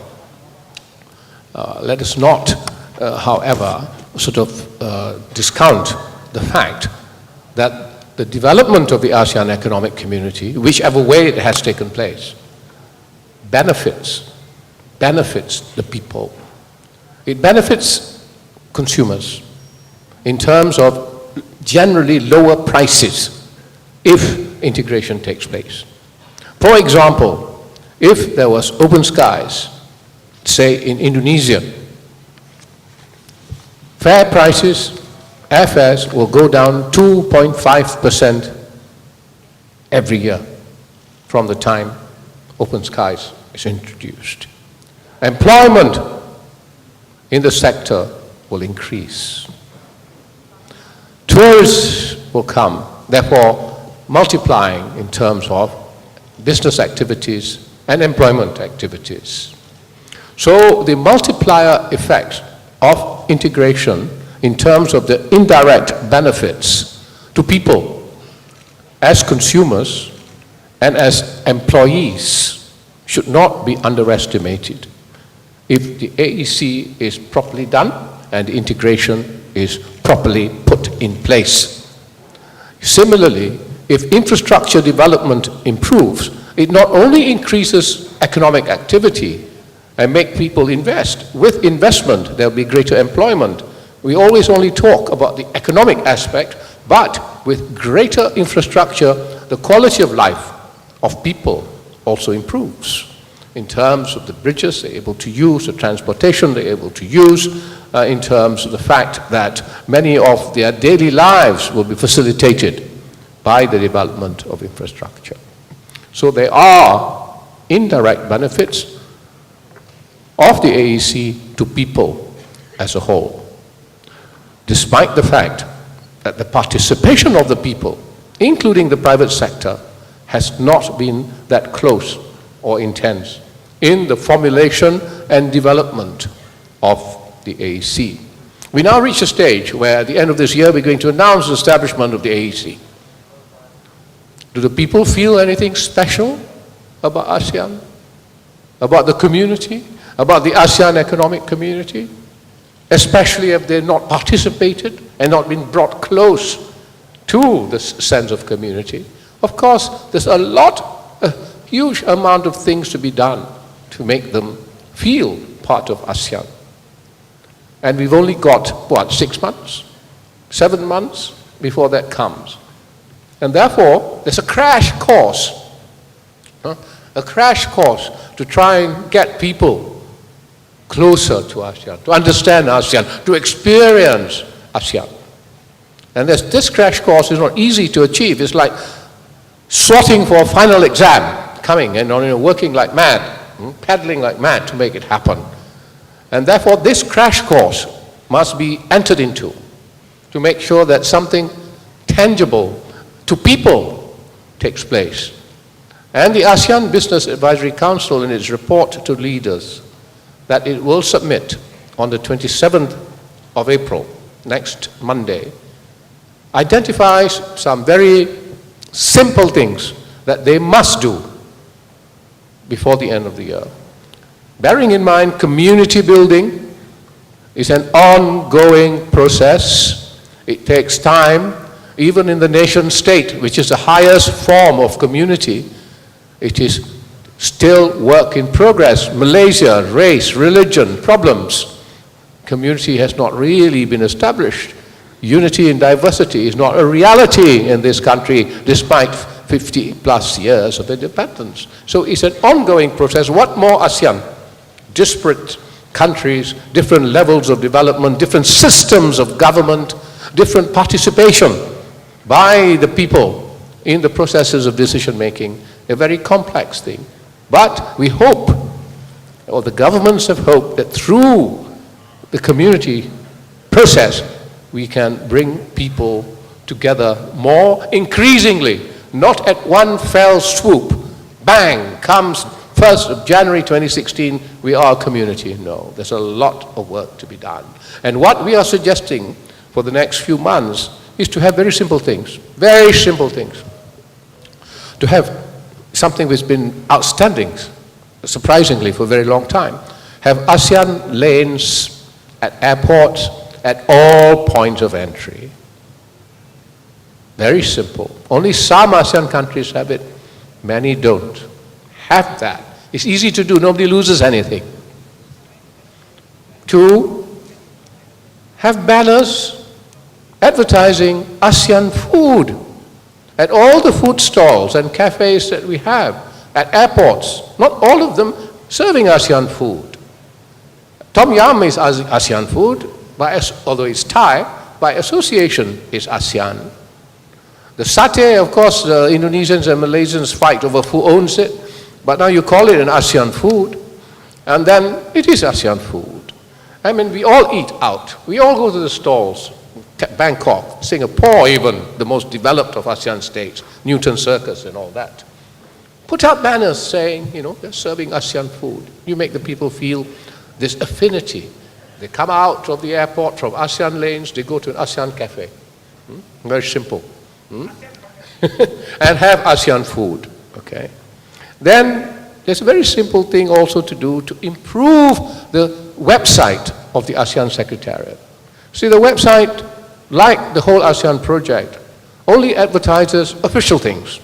People linking arms, agreements made, speeches made, pictures of people sitting in chairs, listening to big leaders, you know, talking to them. Now, make it more colorful about what the young is doing, what the environmental issues that have been agreed to by the ministers at ASEAN level, to make sure people know about these things, and that when they go home, their domestic populations are able to tell them, hey, hang on a minute, you've agreed to this thing at the ASEAN level. Therefore, the website must engage the young. Nowadays, the young don't spend more than 2 minutes on the ASEAN website because it's very dull, it's very stodgy, very official. Make it more interactive, make it more colorful. That's what we're saying. You don't have the money, get the private sector to do it. If the ASEAN Secretariat has not got the money, make them gain some money through use of websites, access to websites, or so on. Now, the young, over 50% of ASEAN, under 30, we all talk about it, right? Why? What have we done about it, apart from talking about it? Now, we are proposing that you establish an ASEAN Young Entrepreneurs Association, right? ASEAN-wide, so that they can represent their own interests directly, not through ASEAN Business Advisory Council or some other people. Have this dialogue with officials, with leaders. Set it up. Set a Women's Entrepreneurs Association doing the same thing with the same kind of access. So we're not talking about a political type of systemic democracy, we're talking about participatory democracy based on functional interests. So you can do these simple things. Have an ASEAN internship program. Have students come and work for a company in another country. Not just university students, but students doing vocational training, technical training, having apprenticeships. And then they go back to their country and work there. And so you have this integration, both knowledge of another country and ability to do a piece of work more efficiently through exposure. There are many, many ways, and we have included ASEAN Business Travel Card, which already exists in APAC. And we also, have asked, that the member countries introduce this internship program in all countries with the participation of the private sector. So you can have ways and means through the private sector for the participation of people in the ASEAN economic community. At the same time, we are making proposals that will involve such participation. And for the future, for the post-2015 ASEAN, we are saying that many things, but the thing that would interest you most is that we say there must be attention given to workers' rights and obligations, including for migrant labor. There's a lot of migrant labor between Thailand and Myanmar, and certainly between Malaysia and Indonesia, that their rights are not properly indicated. It gives rise to a lot of animosity between states because of the way people treat Indonesian maids and so on. You must have some standards established to make sure that people's contribution to the economy is based on, is recognized and moving forward. And finally, insofar as ASEAN-backed is concerned, I only got involved in this ASEAN-backed stuff in the last couple of years, right? And I became chairman this year. What I'm going to introduce to my ASEAN-backed colleagues, which I undertook when I met civil society people just about a month ago, is that we also need to have consultation with civil society, but I need to get it past my council for them to accept it, and we are meeting on Sunday while I put it to them.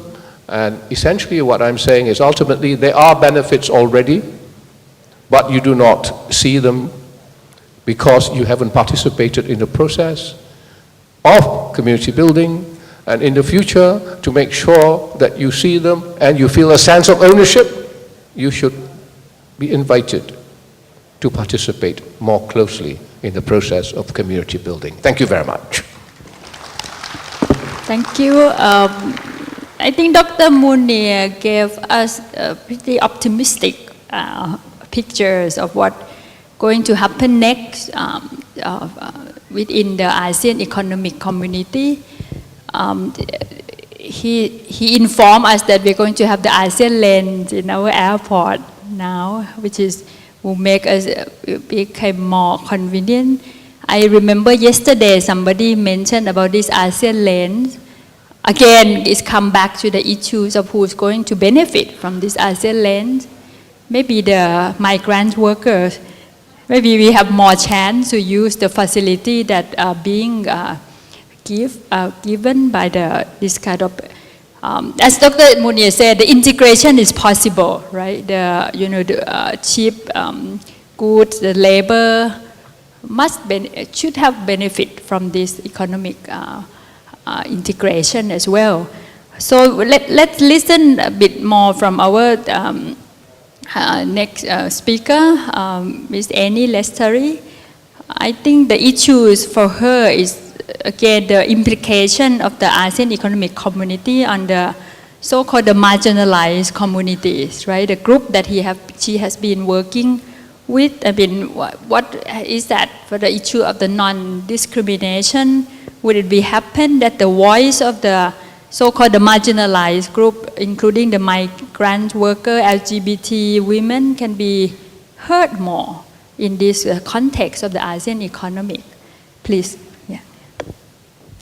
Good morning. Thank you, Madam Chair, and thanks for posting the question whether ASEAN land in the all airport will benefit migrant workers. We are also looking forward to see whether it will.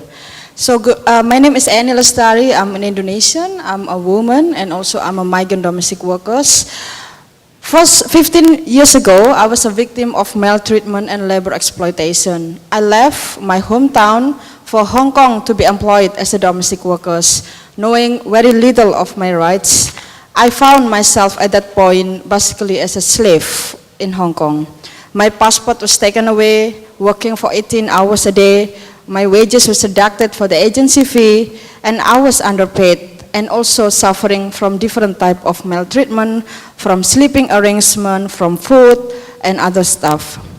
After I left my employers and stay in the shelter of Betun House Women's Refuge in Hong Kong, I met with many fellow migrant domestic workers. And at that point I realized that the abuse I suffered was widespread and institutionalized.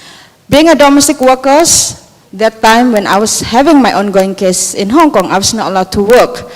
And then I used the time to organize and understand better the migrant domestic workers issue and fight.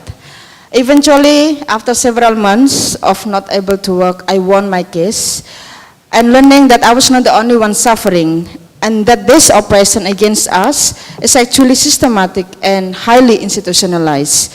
That the only way I can fight is really to organize my fellow migrants and lead them into the movement of migrants. 15 years later, Erwiana Sulistianingsih came into our life and picture.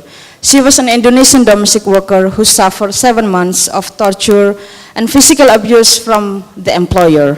With a movement that we have both local and international, and an engagement that we both legal and also on the street combine, a campaign that is both online and offline, Erwiana won her case, and many of us felt victory. Many of us were inspired by her story and her fight. We can do something for our oppressed sister migrants, that together we can make a change.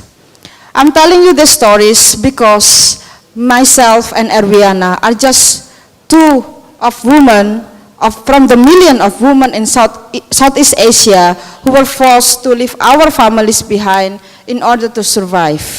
We are among many women and men who suffer from modern day slavery, being stripped off of our humanity because of the root causes of forced migration.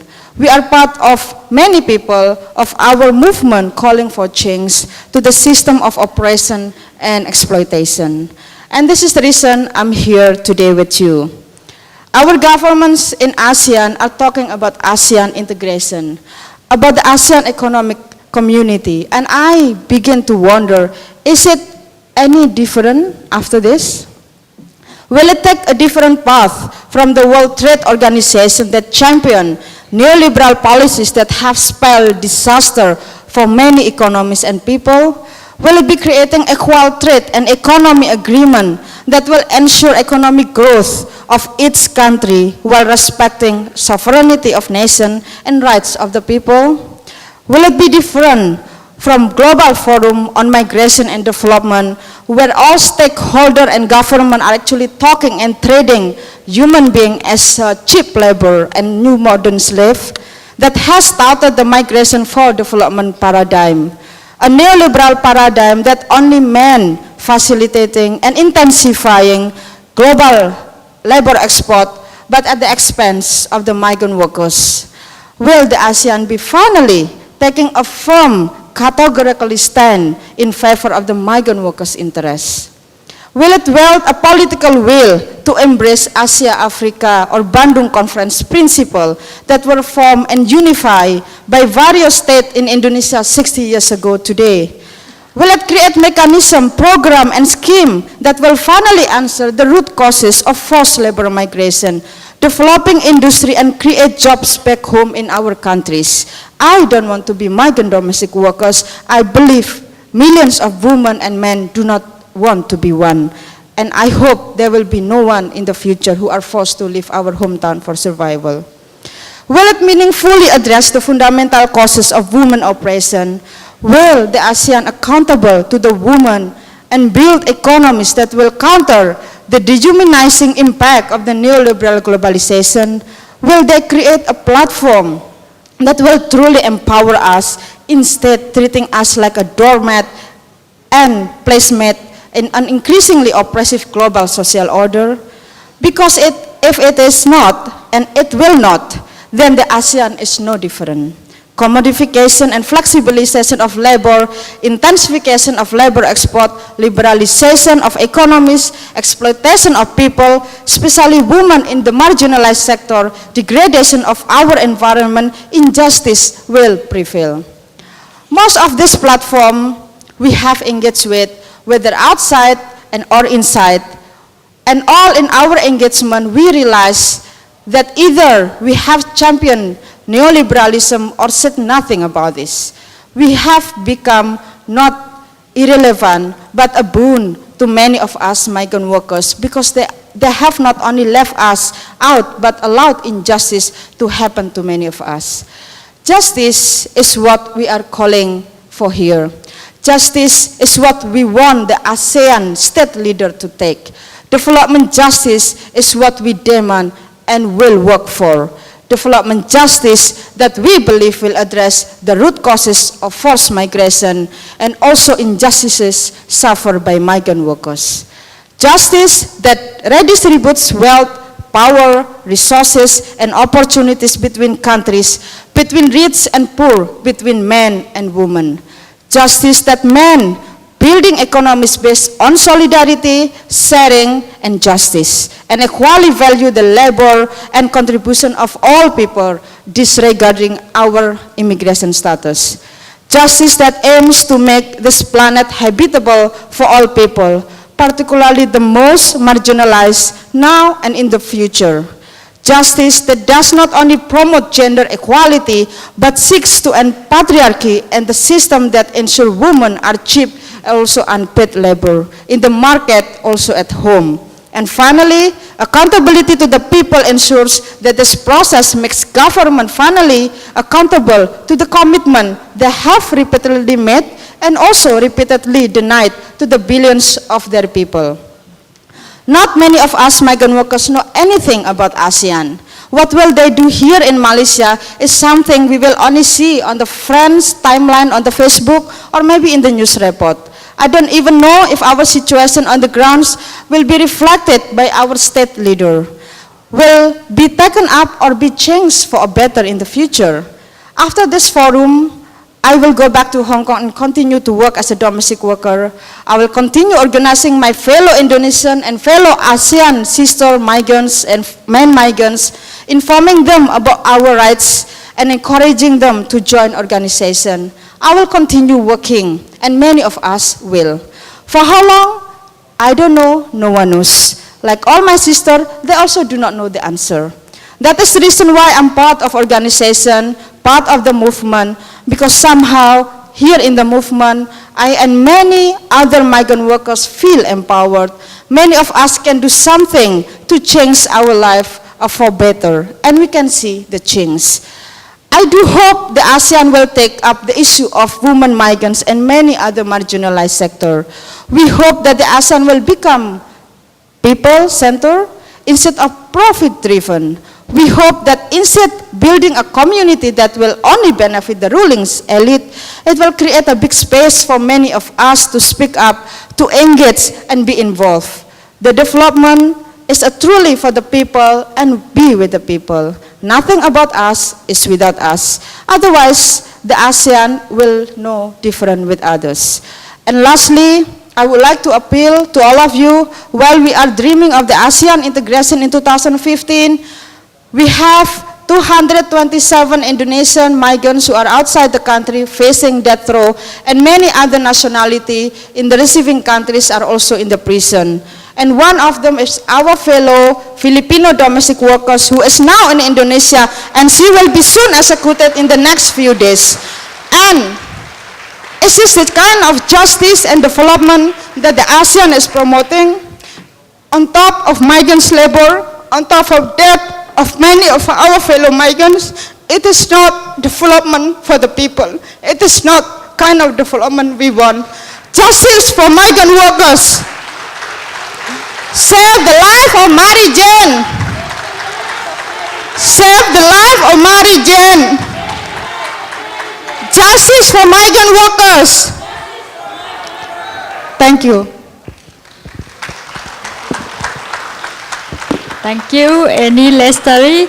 I think she gave us a very clear reality, right? Not necessarily a very happy reality, but we can learn from that. And I think the question that Annie Lestari raised to all of us is not only in the scope of ASEAN or even the ASEAN economic community, but broader, bigger than that. It's the question to the open market economy, you know, what's happening around the world, and also linked to the issues like justice. You know, the issues of migrant workers, including the women migrant, is a big issue for sure. But more or less, I think what she raised and the issue that she raised is also with hope, right? That ASEAN can do better to accommodate you know, the group such as, the group that we are talking about, the marginalized group or the workers of ASEAN. Okay, our last speaker here, let's hear from Dr. Seri Nontasud. I have talked to him this morning. Dr. Seri would like to reflect for us, I think, through his experience of being with Aisha as well, and you know, observation of the different situation in the region.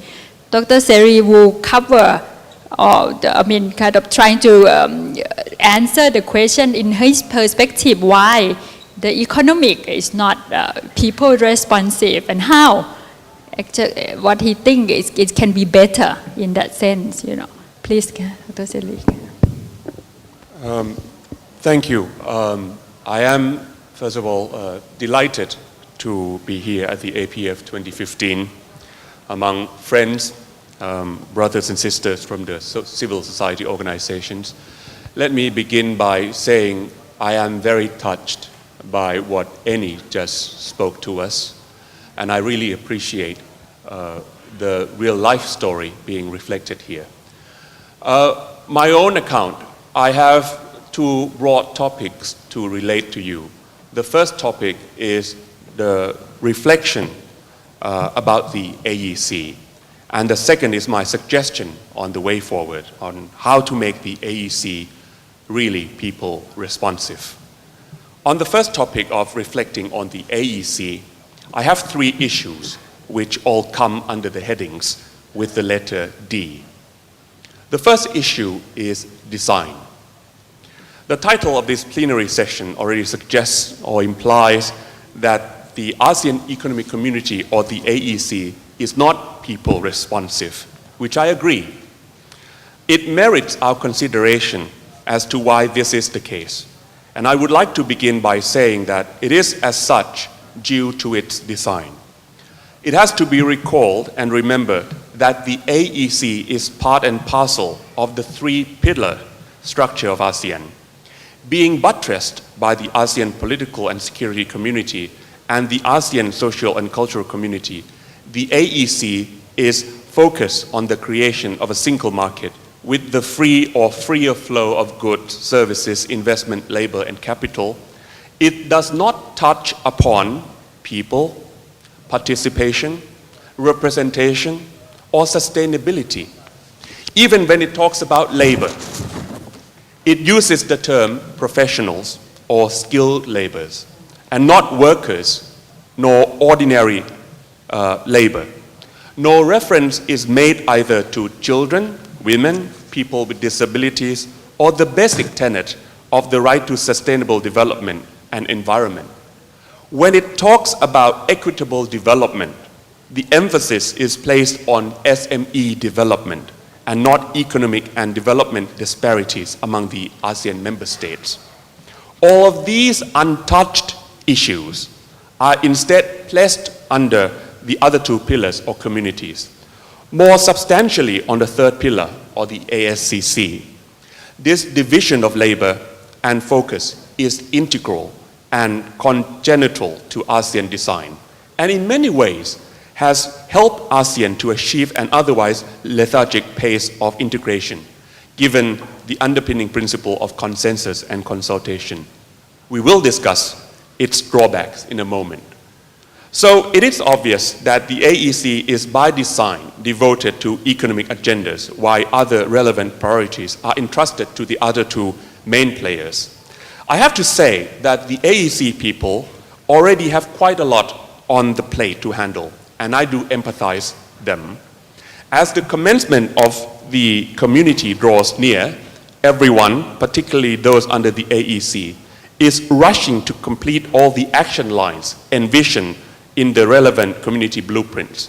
The last time I heard, the AEC has achieved about 84% of the action lines or the KPIs. Politically, it will be strategic to get as close to 100% as possible. The important hurdle is the eradication of those persistent non-tariff barriers. However, in my mind, it does not matter much.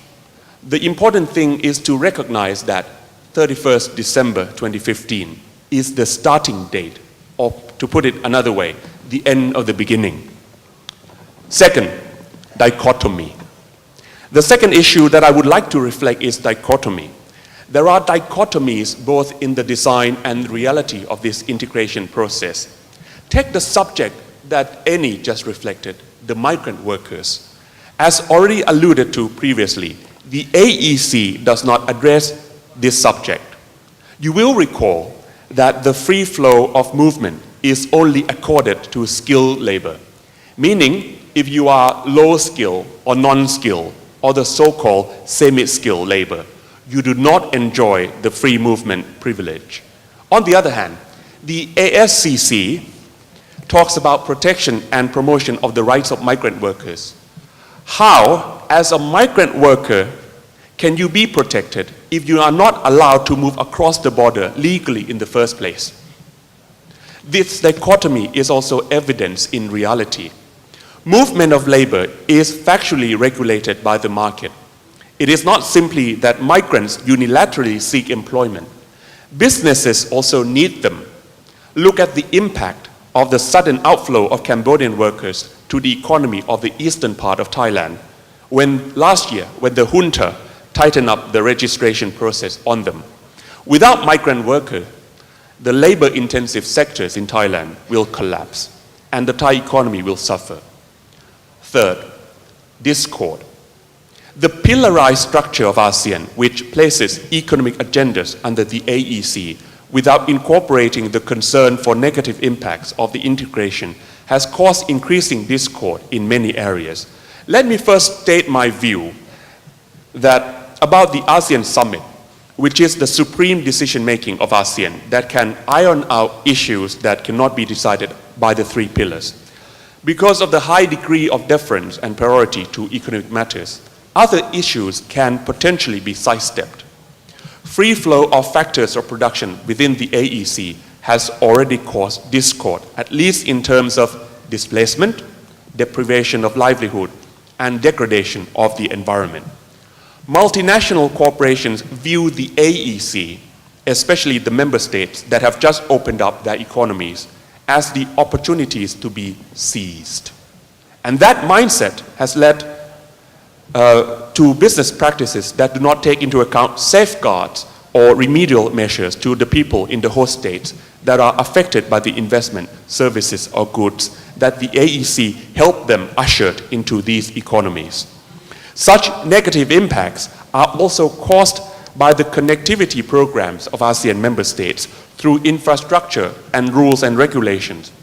I recently heard a remark made by Dr. Supachai Panichapak, the former Secretary General of UNCTAD, that even a construction of a bridge can bring an irrevocable change of livelihood to a community that had been serviced by cross-river ferries. Imagine if one bridge can lead to such a drastic change. What about dam or gas pipeline or transmission grid that traverses through ASEAN geography? The same can also be said of the influx of investment by Thai companies to our neighboring countries. Whether such ventures bring to Thailand neighbors net benefit or loss is a topic for another discussion. Suffice to note for our purpose that the AEC is noted for its absence of an integral and internal process for the consideration of adverse effects of the integration. If we compare the AEC to a company, I think it is fair to say that the AEC has externalized or outsourced its risk management to another company, in this case, the APSC and the ASCC. If this is a road building exercise, the AEC is bulldozing or paving its way through the forest, while the APSC and the ASCC are clearing up the debris and refuse, and perhaps pay or help relocate the indigenous people who are dislocated in the process. That, of course, is my own comparison. But we cannot deny that many people have felt left out or vulnerable by the process. Why?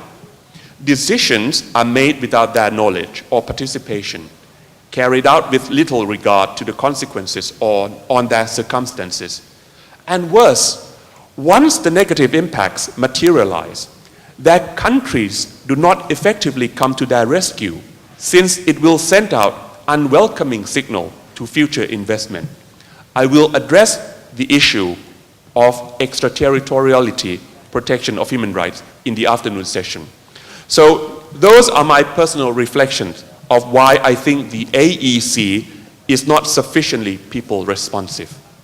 How then to make the AEC more people responsive? If I sound inimical to the AEC, let me say that I am not. On the contrary, I believe economic integration, properly planned and managed, can yield real and significant benefits to the people. At the very least, the increasing growth of intra-regional trade means that ASEAN member states rely less on other trading partners and more on one another, which underpins the importance of our integration and our community. We can, first of all, make the AEC people responsive, but let me start by saying that responsiveness implies cognizance of the demand of the population. Arguably, it should derive from participation of the majority of the populace. At the moment, I do not see the possibility of ASEAN peoples having direct representation or establishment and election of ASEAN parliamentarians. In the place of direct representation or election of ASEAN parliamentarians, I think we can discuss about three viable alternatives. First, transparency and meaningful participation. ASEAN peoples have the right to know and be fully informed about the policies and programs of action that will affect them. They also have the right to participate and provide their ideas.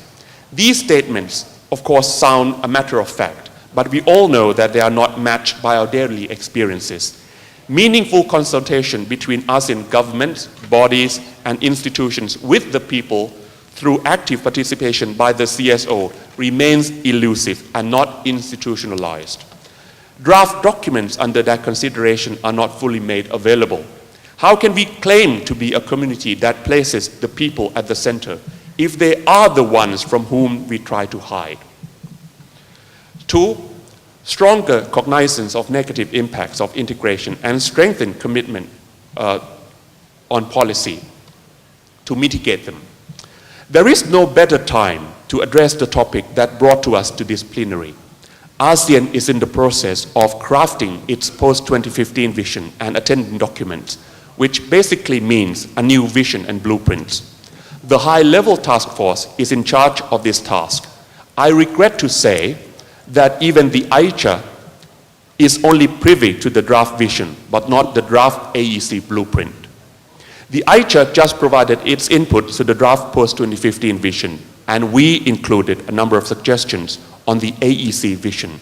Substantively, I think the AEC should incorporate the concern for adverse effects that can result from deepening integration and adopt preventive or remedial measures.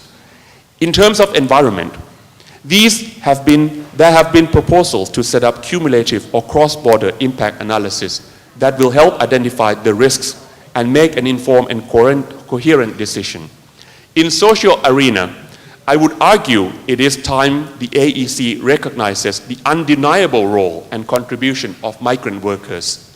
Their legal movement will help reduce and hopefully prevent such problems as abuses, discrimination, detention, and lack of access to public services that have plagued our region for some time. The last suggestion, mainstreaming cross-cutting issues such as human rights and the environment. If not already apparent, a drawback of the pillarized structure of our community is the resulting silo mindset and turf attitude of each community dwellers. The APSC people know little about the impact of financial integration. The AEC people do not address climate change.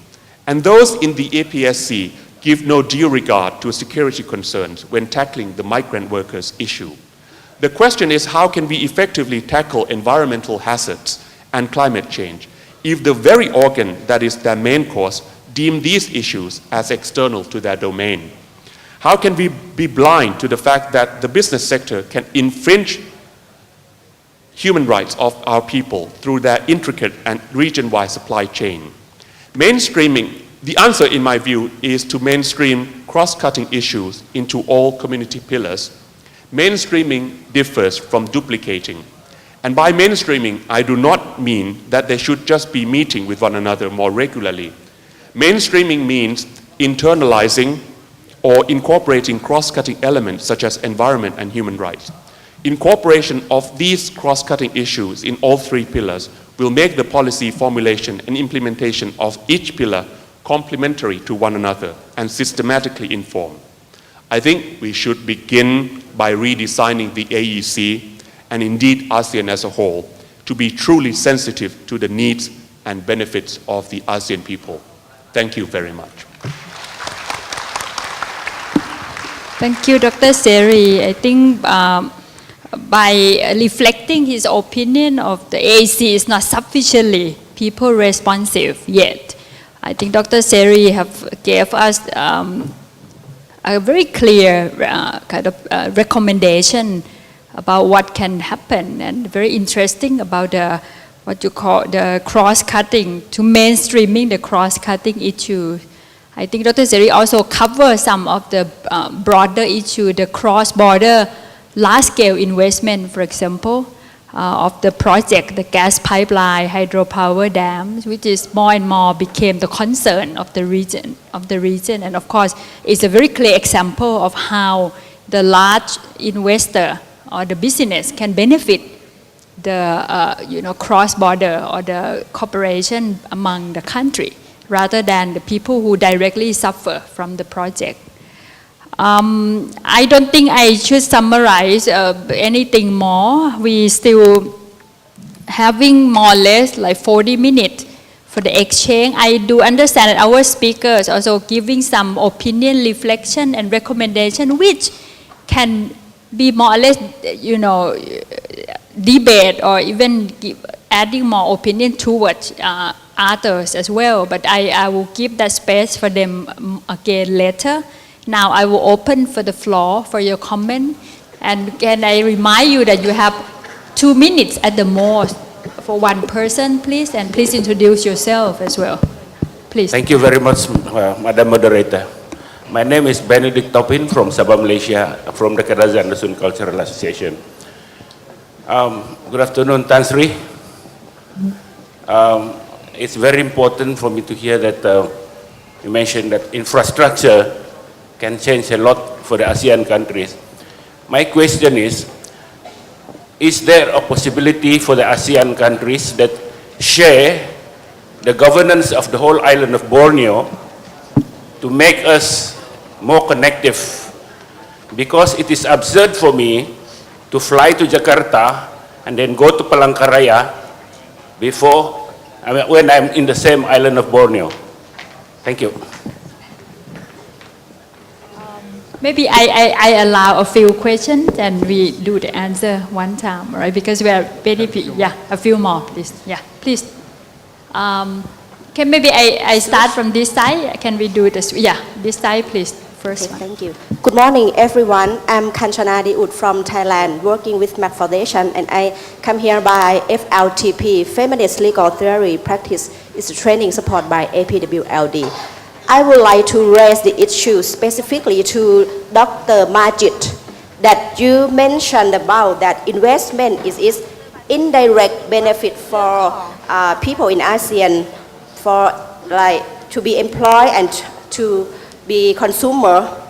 I would like to tell you that investment around our region is now directly exploit worker, because labor rights of our workers around our regions have been violated for so long time. To be employee, we not need only work, but we need decent work. And to consume, we need enough wage to have the standard living. So we see around that investors, they keep pressing for the bottom. They are always looking for the cheapest labor. We need the same standard of protection rights for our workers. Otherwise, if country A, they fail to they a request for raising improved labor protection, then the investor will move to the country B, C.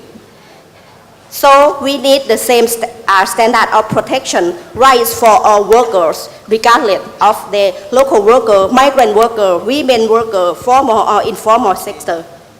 We need balance, sharing benefit from economic growing for both investor and workers. I would like to request you to bring this message to all investors in our regions. Thank you. Thank you. One more, please. Yeah. This side. Yeah.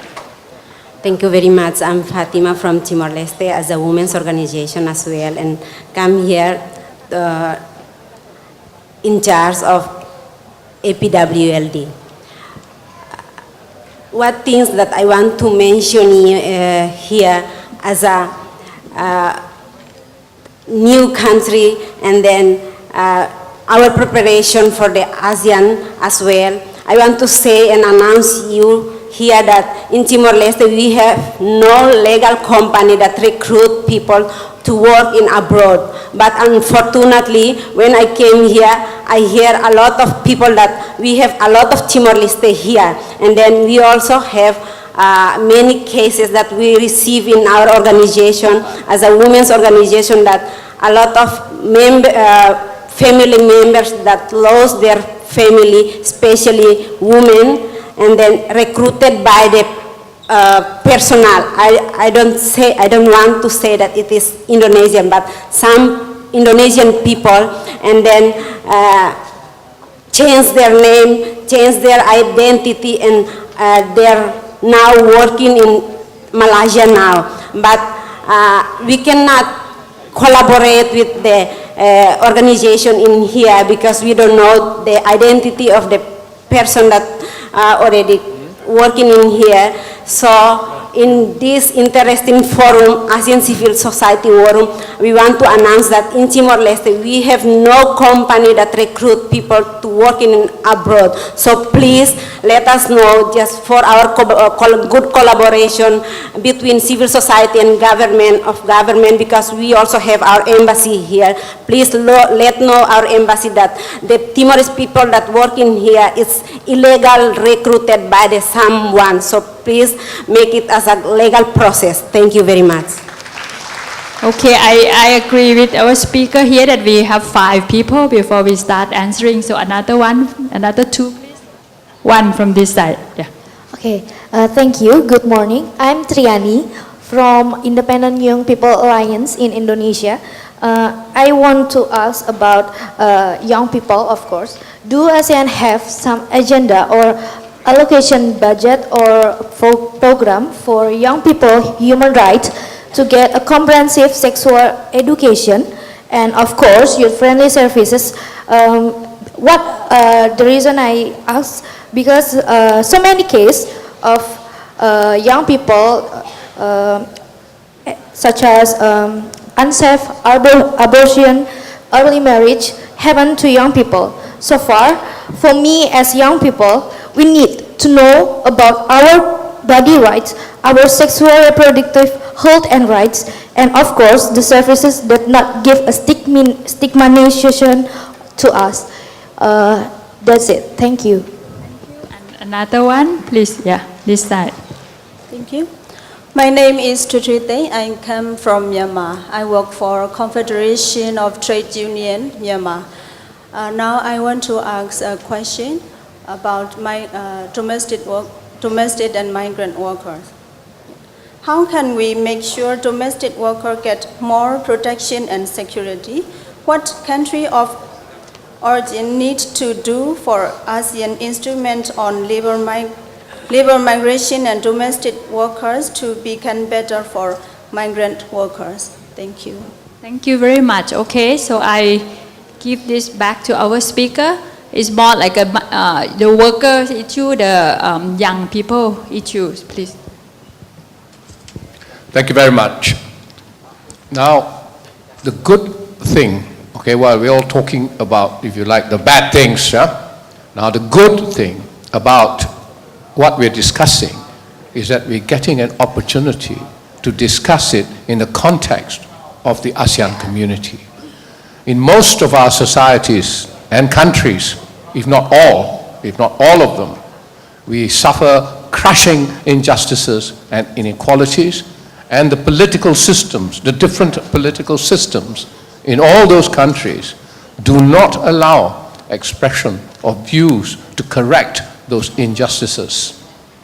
At least in elevating our disparate political societies into a bigger community, we do get a chance to raise these issues and an opportunity to have input into the decision-making process, which can make a difference. I do not say that it would transform or address all the issues, but it will begin to make a difference. That's the good side of the community project. It does not go about trying to change political systems everywhere, and political systems everywhere are not about to change either.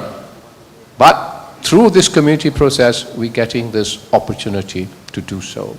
Whether it is through direct confrontation of the direct issues of injustices from migrant labor, or it is through indirect development of infrastructure, as mentioned, or of roads, or of companies.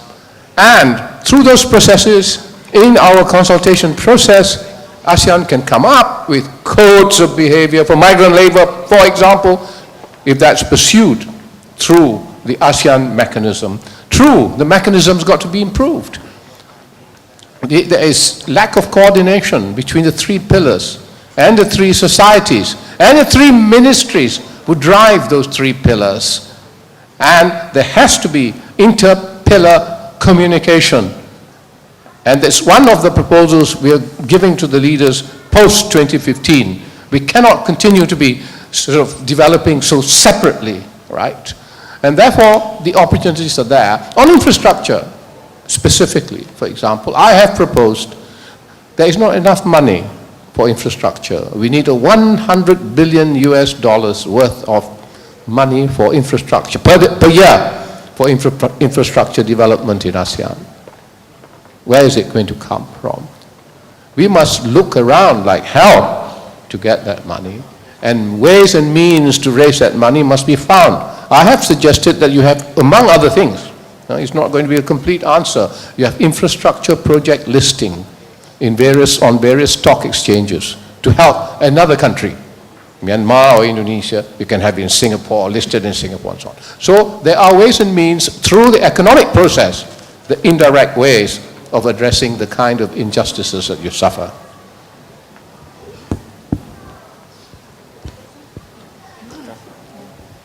Thank you for raising the question of migrant workers and migrant domestic workers. I think my own reflection on why migrant workers are not being protected, especially migrant domestic workers, it really relies on the political will of sending and receiving government. You don't see they have even a will of protecting. Why I say this? Many government in ASEAN, whether they are sending and receiving, they both neglecting their migrant workers. They keep saying they do their best, but if you see all the cases on the grounds, in Malaysia alone, Indonesia has more than 30 Indonesian people waiting for death row, and yet in the Middle East and a lot of countries.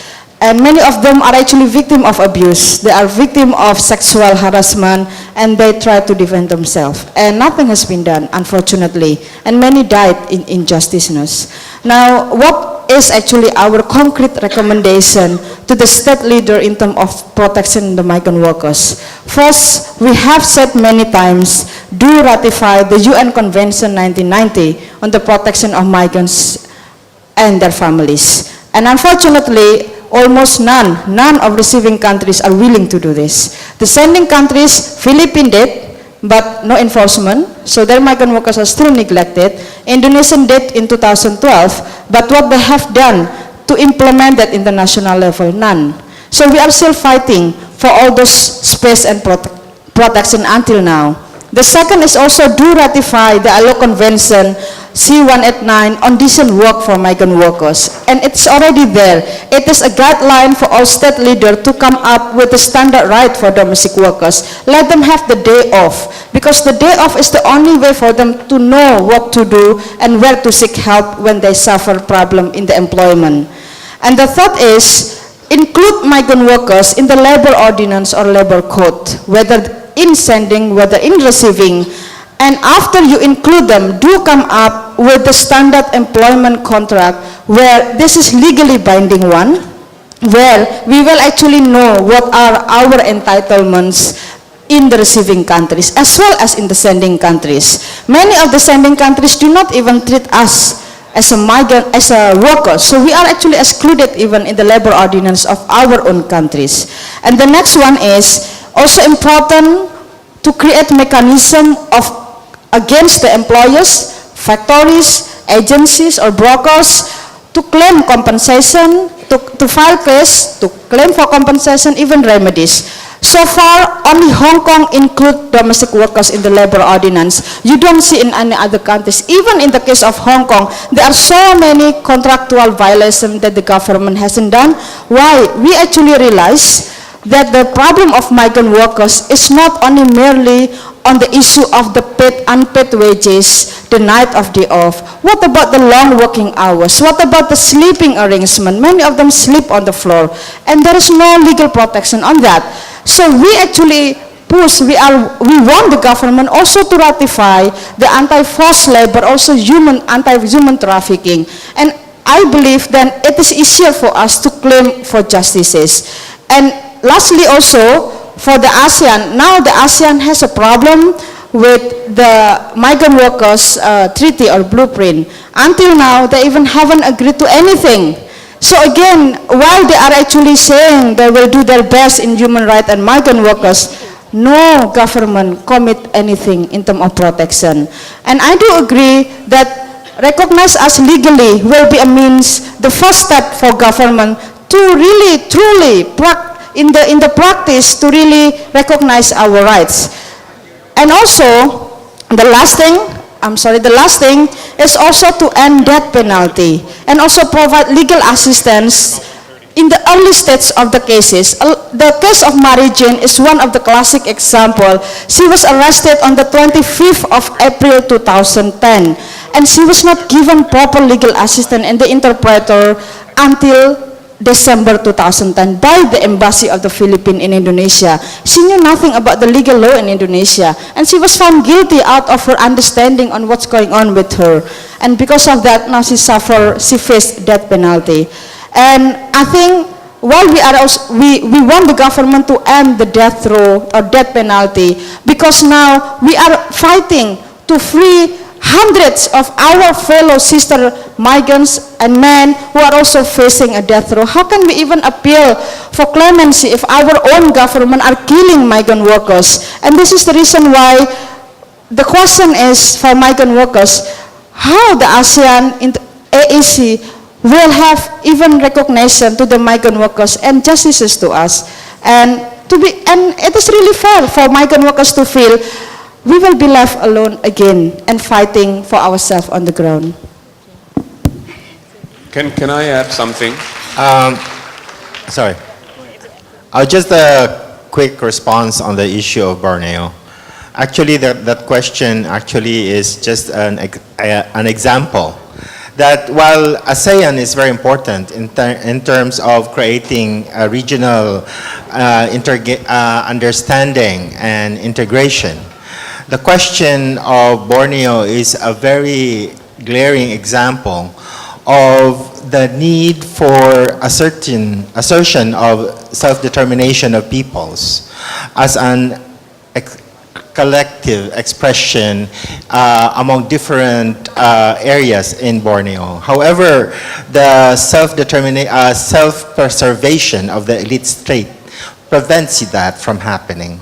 Whereas international cooperation and understanding would mean opening up the lines of routes for better movement of people around Borneo. So indeed, it's a process that has to be pushed further and that should be part of creating a truly democratic, pro-people ASEAN that is premised on people's self-determination. I would like to answer the question on domestic workers and workers in general. I think there is an imbalance or this asymmetry of information here between CSOs and what's happening in ASEAN. And it reflects what I just said previously about ASEAN not being open enough information to CSOs. Already the drafting of the anti-trafficking has been agreed. It will be finalized within this year. But on workers, and particularly on migrant workers, no agreement has yet been made. But it is an ongoing process. Annie is right in this regard. But we don't expect all the 10 member states to ratify the UN Convention on Migrant Workers.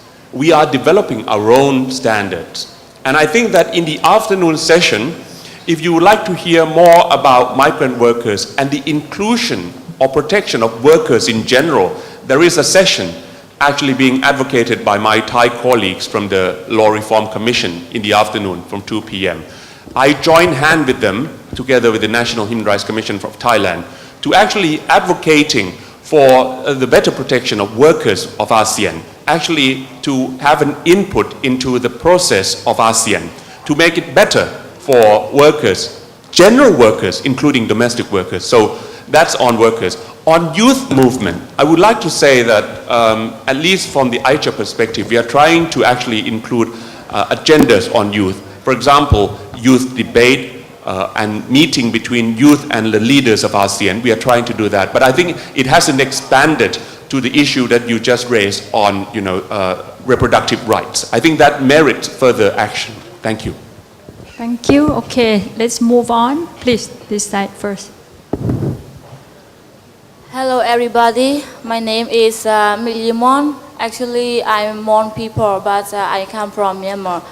But thanks all of you to give me chance to speak out today, because I have no chance to talk to the bosses indirectly, because let me explore here today. Because I would like to tell you, but I think I'm not asking the question, because I don't know how the bosses of the factory actually in Thailand or in Malaysia, I don't know.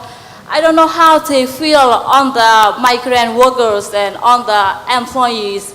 But in my opinions, I feel the same with the migrant workers and with the bosses. Because the bosses want their works to be done for their life and for their families, for their survivors. So they need the migrant workers, the laborers. And as the migrant workers, we need the food for our life and for our family. We need the same with them. So we want the same with them. And I think we're doing the same. We are sharing. They want something on us. And we want what is we would like to have on the bosses. So I think we are the same with the migrant workers and the bosses. So I don't need any discrimination between the boss and the workers. I think we all are human. So why do we have to do the discrimination between the workers and the bosses? I think we do the same. They need the same. They need for their life and for their families. So we do need for our life and for our family. We are simple people, so why do we have to do this kind of discrimination? And I would like to beg you to stop this kind of discrimination. Can you do that, please? Thank you. Thank you. Your point is clear? Yeah. Hello, my name is Panjit. I work for Foundation for Women in Thailand. So I would like to addressing for about peace and security. So as the recommendation specific is a recognition for the significance of women and indigenous people in peace building, in conflict, rehabilitation and reconstruction processes. As the principal UN Security Council's Resolution 1325 on Women, Peace and Security, Security Council Resolution 1820 and 1888, CEDAW and General Recommendation 30. So, providing effective and timely remedies for addressing on gender-based violation, including sexual and reproductive rights violation, domestic and sexual violence, forced marriage, violation of economic, social and cultural rights. So my question is, I think that Dr. Seli can reply for my question. How do you think to slowly of AEC people responsive for on that issue? So thank you. Thank you. Brema, please. Yeah, thank you. Thank you very much for your presentations. I'm Brema, I'm from Singapore, from a human rights group. I would like to make a comment on what Dr. Seri has raised. I have not heard the 3Ds that well, and especially the whole point that you made about outsourcing everything, jettisoning out of the economic blueprint so that political and social cultural end up carrying it. For example, the whole issue of migrant worker and the dignity of all workers, etc. So based on that, I would like to hear perhaps from the Malaysian chair, Dr. Munir, as well as Aicha, what are the steps going forward from 2015 to make sure, I've heard you, Dr. Seri, to bring it more together, but what are the concrete steps, we are putting down paving stones. Where do migrant workers and the dignity of all workers, where are we going to place it if the economic blueprint keeps throwing them all out? Even corporate social responsibility is not in the economic blueprint, which is hugely ridiculous. So that is the question that I have. The second question that I would like to put forward, I've heard you, Dr. Munir, and the suggestions. I think there should be one small suggestion that Singapore should open up an ASEAN counter at every entry point. We do not have it. I would be grateful for that. But the more important question that I have is that every time we do something, investment, etc., we have environmental impact assessment as well as displacement of workers. In ASEAN, women remain a vulnerable source. So I would like to know, how do we fit that into your discussion that to me sounded a little bit too rosy? Thank you. Thank you. We only have 15 minutes left. I would encourage you to be very short. Okay? Otherwise, we don't have enough time to hear the answer. This side, please. Yeah. ค่ะ สุกันตาจากไทยแลนด์จากประเทศไทยนะคะ Her name is Sukanta from Thailand. ดิฉันมีข้อเสนอกับภาคประชาสังคมที่นั่งอยู่ในเวทีประชุมแห่งนี้ร่วมกันนะคะในฐานะภาคประชาสังคมในอาเซียนดิฉันมีข้อเสนอข้อที่ 1 NGO ที่นั่งอยู่ในห้องประชุมแห่งนี้ควรทำงานจัดตั้งต่อกรณีแรงงานข้ามชาตินะคะควรทำงานจัดตั้งแรงงานข้ามชาติให้เข้มแข็งมากขึ้นเพื่อพัฒนาความรู้ความเข้าใจให้กับพี่น้องแรงงานข้ามชาติในการร่วมกันลุกขึ้นมาต่อสู้ร่วมกันในระดับอาเซียนนะคะ I'm speaking as an ASEAN CSO, and we encourage everyone here in this meeting to strengthen the capacity of the migrant workers so that they can be aware of their own issues. นอกเหนือจากนั้นแรงงานข้ามชาติในภูมิภาคอาเซียนต้องมีเครือข่ายกันในทุกประเทศสมาชิกไม่ใช่ต่างประเทศต่างคนต่างทำนะคะเพราะฉะนั้นต่างคนต่างพูดมันจะไม่ได้ผลรัฐบาลอาเซียนก็จะไม่ได้ฟังเพราะฉะนั้นถ้ามีการสร้างเครือข่ายกันในระดับภูมิภาคอาเซียนแล้วเราลุกขึ้นต่อรองรัฐของเราพร้อมๆกันเนี่ยเชื่อว่ารัฐมนตรีอาเซียนจะฟังเสียงพวกเรามากขึ้น I encourage the migrant workers in each country to cooperate among one another, because if you only work at the national level, the ASEAN governments wouldn't listen to you. อันนี้ต ต่อไปนี้เป็นข้อเสนอของพี่น้องแรงงานข้ามชาตินะคะที่ดิฉันเองทำงานกับพี่น้องแรงงานข้ามชาติในประเทศไทยเป็นข้อเสนอต่อรัฐบาลอาเซียนนะคะ So the next will be the recommendations from the migrant workers that she has been working with to the ASEAN government. ข้อที่1ตามแนวตะเข็บชายแดนของภูมิภาคอาเซียนต้องมีจุด one stop service สำหรับแรงงานที่จะสามารถเดินทางเข้าไปทำงานในประเทศไหนก็ได้ในฐานะประชาชนอาเซียน At the border of each country, there should be one-stop service for the migrants to use the service and to enter any country that they wish. ข้อที่2แรงงานข้ามชาติต้องได้รับการคุ้มครองตามกฎหมายในประเทศที่ตัวเองเดินทางไปทำงานอย่างเท่าเทียมและไม่เลือกปฏิบัติ The migrant workers should be protected under the law of any country. ขออนุญาตถามว่ามีกี่ข้อคะโทษที 3 ปะ 3. โอเค Without any discrimination. ข้อที่3แรงงานข้ามชาติต้องมีเสรีภาพในการเลือกอาชีพที่จะทำตามความสามารถของตนเองไม่ใช่มีการจำกัดสิทธิอาชีพในเหมือนกับในบางประเทศที่ปฏิบัติอยู่ปัจจุบันนี้นะคะ There shouldn't be any limitation on the choice of career for the migrant workers. และข้อเสนอต่อกลไกข้อเสนอต่อรัฐบาลอาเซียนอีก2ประเด็นแรกกลไกสิทธิมนุษยชนในอาเซียนเนี่ยต้องเป็นองค์กรที่ประชาชนในอาเซียนสามารถเข้าถึงได้แล้วก็ต้องทำงานเป็นอิสระไม่อยู่ใต้บังคับของรัฐต้นประเทศต้นทางนะคะ One recommendation to the ASEAN is that the ISUR should be independent from the government. ต้องมีการแก้ไขกฎบัตรอาเซียนเรื่องของการไม่แทรกแซงทางการเมืองในประเทศสมาชิกเพราะถ้าตราบใดทุกประเทศในอาเซียนไม่สามารถแทรกแซงทางการเมืองในประเทศสมาชิกได้คุณจะไม่สามารถแก้ปัญหาให้ประชาชนเข้ามายืนอยู่ในอาเซียนได้อย่างเต็มภาคภูมิเลย ขออนุญาตให้สรุปนะคะจะได้มาทางนี้ค่ะ There should be a revision on the non-interference principle so that the country can intervene on human rights issues.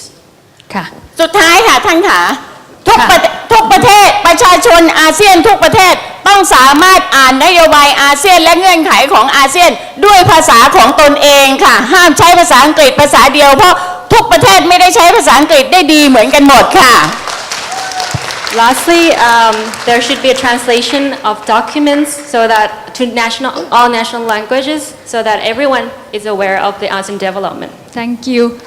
Last one, please, over there before we come back here. Okay. Thank you. Hello, everyone. My name is Mir Somnang. I'm the representative from NGO Coalition on the Rights of the Child and also a representative from the Cambodian Civil Society Working Group on ASEAN. I am interested in the presentation and speech made by our speaker. And I may have a question about the AEC, the ASEAN Economic Community.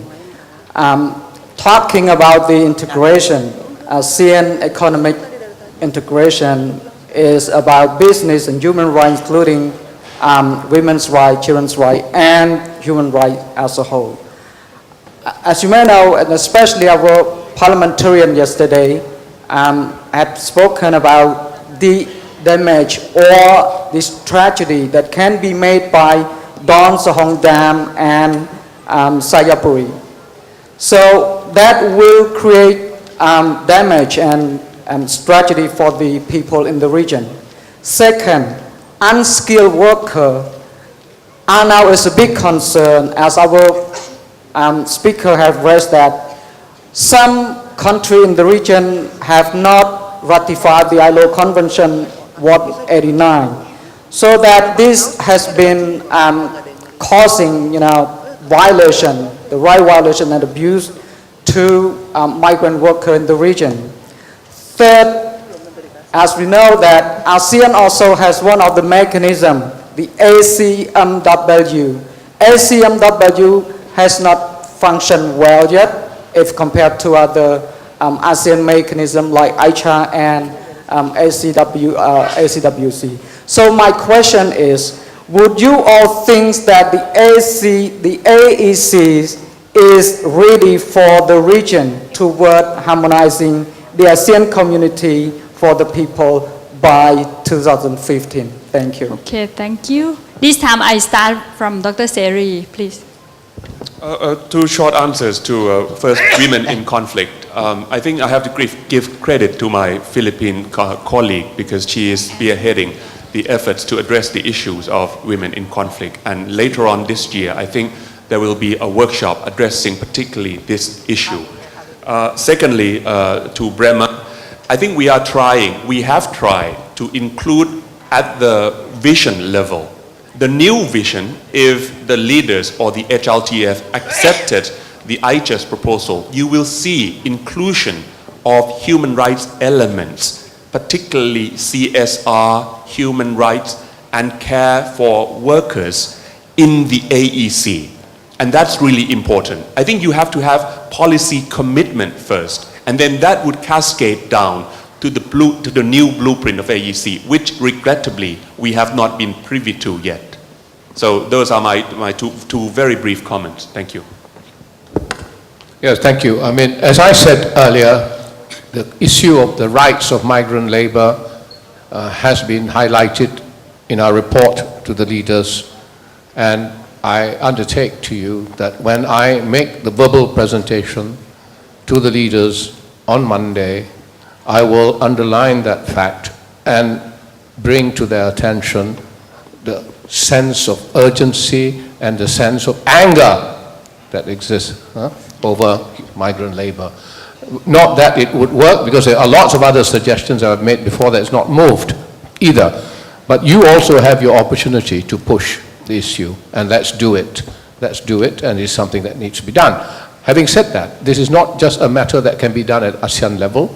On a bilateral level, when Jokowi visited Malaysia, he raised the issue with the Malaysian Prime Minister of Indonesian migrant labor in Malaysia, and the entitlements as well for the children to education and so on.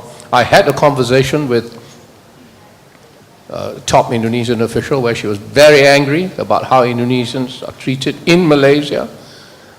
So the solution is to have something in place. The other solution is for Indonesia to develop so that they don't have to come and work elsewhere. And there are studies that show that with the AEC, multinational companies are going to make more investments in Indonesia in manufacturing. That will provide employment, which, if extrapolated, will make Indonesia the largest center for manufacturing activities in ASEAN within the next 2 or 3 years. So on the one hand, while we can advocate, on the other, we also have to ensure economic development takes place so as to provide employment. Thank you. All right, I think I'll get back there, please. Oke, saya Glenn dari Indonesia, saya orang terinfeksi. Saya mewakil dari organisasi Jaringan Aksi Perubahan Indonesia. My name is Glenn. I'm a HIV carrier, and I'm representing the network of chains in Indonesia. Saya sangat concern terhadap FTA dan TRIPS yang berdampak langsung pada orang-orang yang terinfeksi HIV dan AIDS, di mana hak paten memberikan perlindungan yang sangat kuat terhadap akses pengobatan terhadap kami yang terinfeksi HIV dan AIDS. And I have concerns on FTA and related to access to medicine.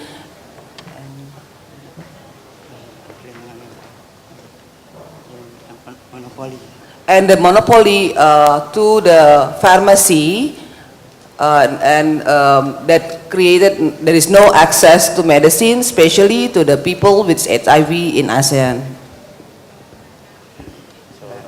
Saya ingin bertanya bagaimana ASEAN melihat situasi monopoli perdagangan TRIPS pada perusahaan farmasi yang FTA yang menghambat terhadap obat-obatan esensial yang kami butuhkan setiap hari. So how the ASEAN will deal and solve the problem of this access to medicine for the people that carry HIV and the access to medicine in this region? Thank you. Saya berharap ASEAN hanya tidak membahas tentang bisnis, tetapi melihat persoalan kesehatan, bukan hanya persoalan bisnis. I give hope that ASEAN not only about business, but also about the access to medicine and the daily life of the people. Thank you. Thank you. Thank you. Good afternoon, speakers and moderator and also college. My name is Soi Zerdis. I come from Cambodia, from collection of Cambodian farmer communities. Thank you for your presence today. I will heard a lot of sweet words, but when we see the real situation, the sweet word is not practical. So we see the harmonizations and inclusive developments and also a ASEAN People Centers. But my question is that how equity, what equity that ASEAN leaders or ASEAN community should make to build a bridge for the marginalized peoples, for the vulnerable groups, for the stateless citizens in the border of Thailand and Burma to reach the inclusive and responsive development in ASEAN People Center. Thank you so much. Thank you. Next, please. ครับชื่อกิษกรครับมาจากอำเภอโขงเจียมจังหวัดอุบลราชธานีพื้นที่ภาคอีสานของประเทศไทยชายแดนติดต่อไทยกับลาวครับ Hi, I am Pai from Khong Chiem, Ubon Ratchathani, Thailand.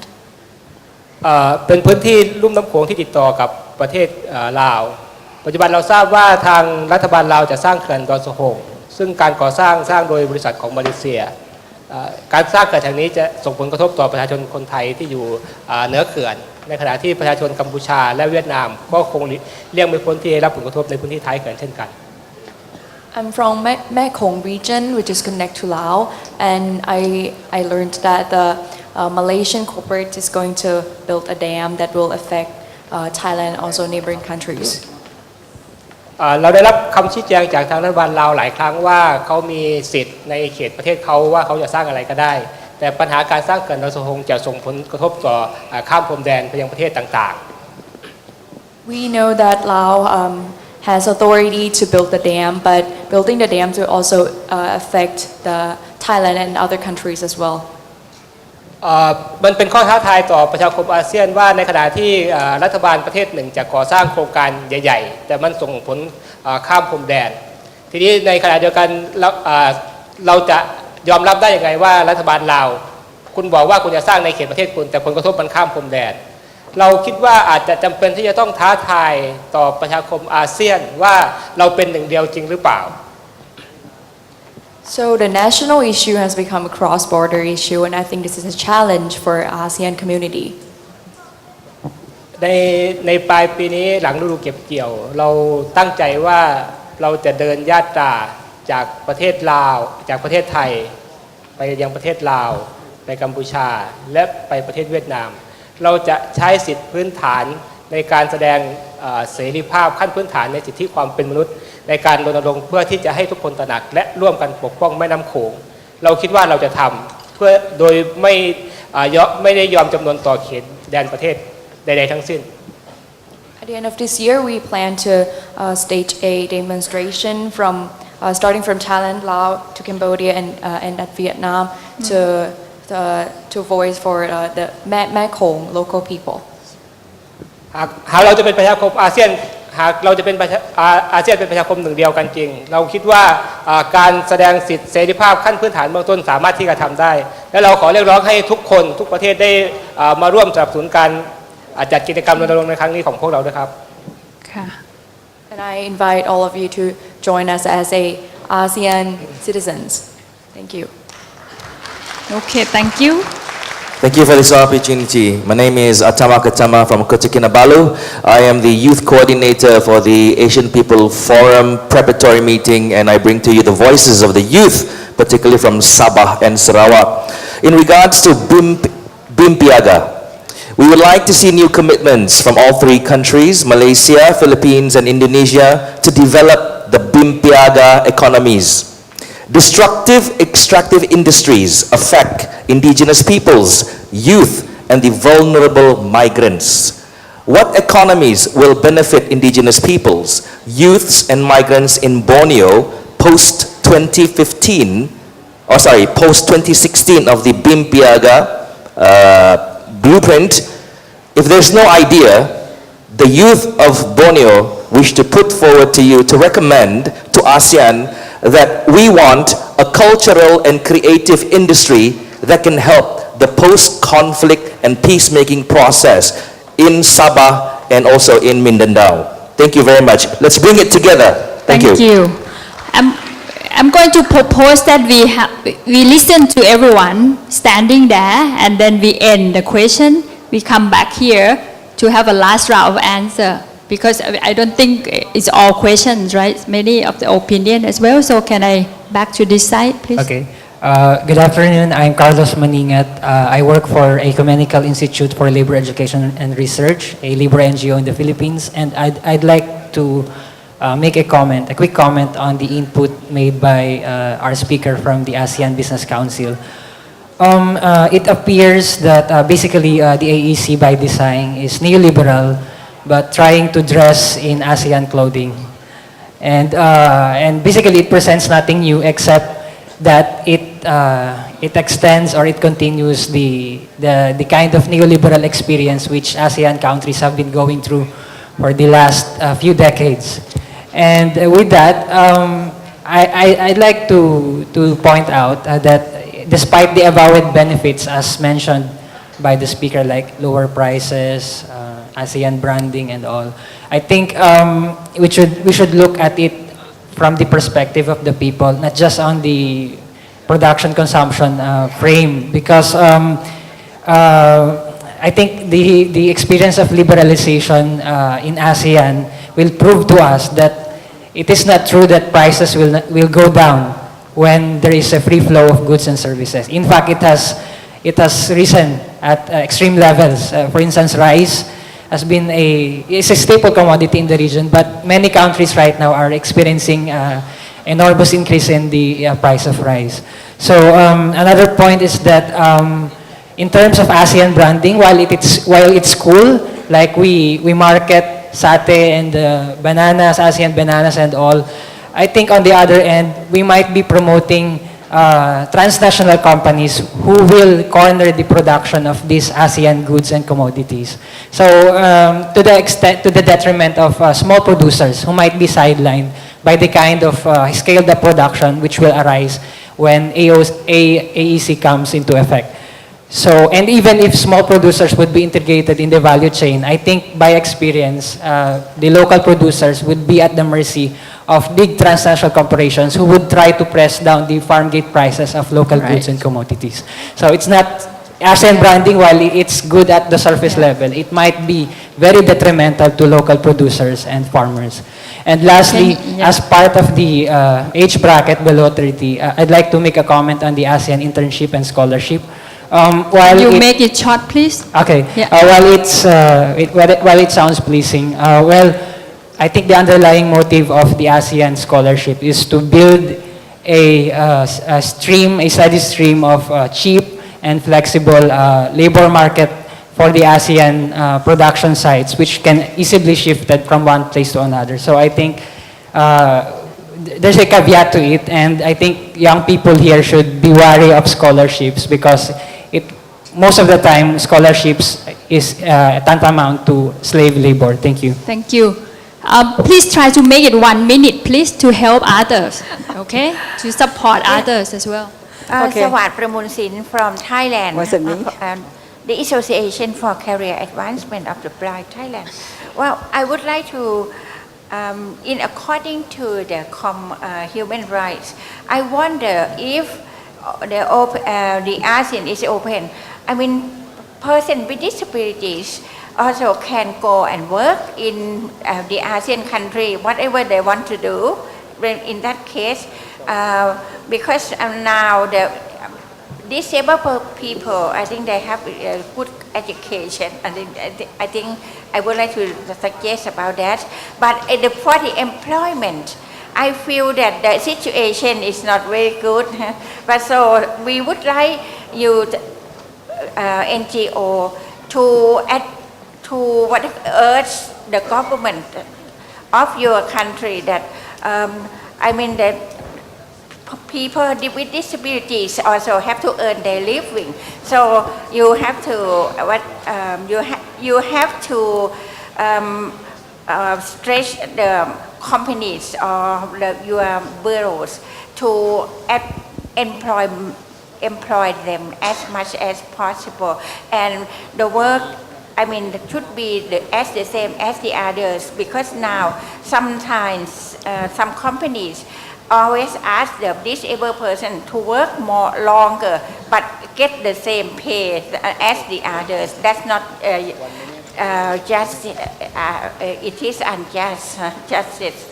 Another thing that only the last point that I would like to mention, that when ASEAN is open, I mean, the industrial areas at the moment, a lot of people, I mean, have the disabled children because of the pollution.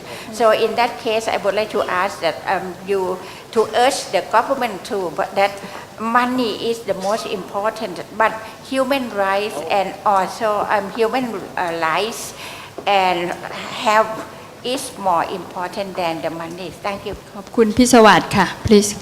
Hi, thank you for giving me this opportunity. Again, my name is Mani Sinbandit. I'm from Laos and with the Alliance for Democracy in Laos. And my question is, what is the true cause for the average people or society such as Laos that does not have the human capital, not to the political view, to adequately prepare its people to full economic integration?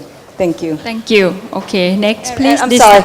And also, anybody who is interested about Laos session, that after 2 o'clock we will be held in here. All Thank right. you. Yeah, this side please. Hi, my name is Jack. I'm from the Center for Independent Journalism, Malaysia. We've seen that information and communications technologies and internet development has been integral to the AEC plan, but it's been very, very much focused on really just for business and for profits, and it excludes people as simply people. So I have a question and a recommendation. One is, are there future plans for any sort of ICT development that is going to succeed the ICT master plan? Two, will there be, and I would urge there to be, some form of true multi-stakeholder mechanism and participation so that people can, civil society and people can participate at all levels, from designing to implementation to planning to monitoring to evaluation, and that, three, that maybe ASEAN should consider adopting the UN guiding principles for businesses on human rights, also known as the RUGI framework, because we're so full on businesses, so therefore we should also make sure that human rights ground it. And lastly, just a reminder that the internet is really, it shouldn't be in the service for profits, it should be in the service for people and for the enabling of our rights. Thank you. I'm going to be so bad here. I have got the note from the organizer. We only allow until 40, no? 12:40, and it's already 12:40. Can I just come back to our panelists now, please? Would it be all right for all of you there to come to our speaker later and talk to them after of this panel? Otherwise, we are all going to be very late. I'm very sorry about that. Yeah. Okay. So can I come back to a very quick last round answer for all the questions that you have heard? I think we must be very clear that we are not talking ideology. We are talking justice. Doesn't matter what system you use, we're talking justice in the sense that we want to provide employment and opportunity for people. From there, they can grow. If the growth is going to be assisted by codes of conduct, treatment of migrant labor, we must have them. If it's going to be helped by ICT, we must use it. My friend from Sabah mentioned about what kind of future development that should take place. I'll give you a concrete example. There's a lady in Sabah who was selling seaweed, and she was making 450 ringgit a month. She was helped to set up a website, and she started to sell seaweed to Japan and to China. through the website, B2C. She now makes 20,000 ringgit a month. Now, this is the power of technology, of opportunity, of growth that can take place. I don't think we should be pessimistic. We have the means through laws that we must insist upon and through technology to leverage and to catapult us to a higher level of employment. Thank you. Yeah, this afternoon there's going to be a session on the ASEAN economic integration at 2 o'clock. And there we can talk about an alternative. What would be a bottom-up approach to integration that's premised on a mixed economy model versus the one that is being, agreed upon. But specific to the questions raised, indeed, we have challenges in relation to opening of markets, especially, for example, the impact on social sectors, such as the HIV issue. And one specific response to that would be, one, to push for allowing parallel importation for medicines, not just for HIV, but for others, and also to look at the Global Fund for HIV. On the question of the dams in Laos, I suggest that there should be better coordination in relation to mechanisms of accountability by the Asian Development Bank, the World Bank, and the funders of the dam. There are 4 questions that I'd like to address. The first is on monopoly on medicine. This has been responded to, but I would like to address the issue of HIV stigmatization.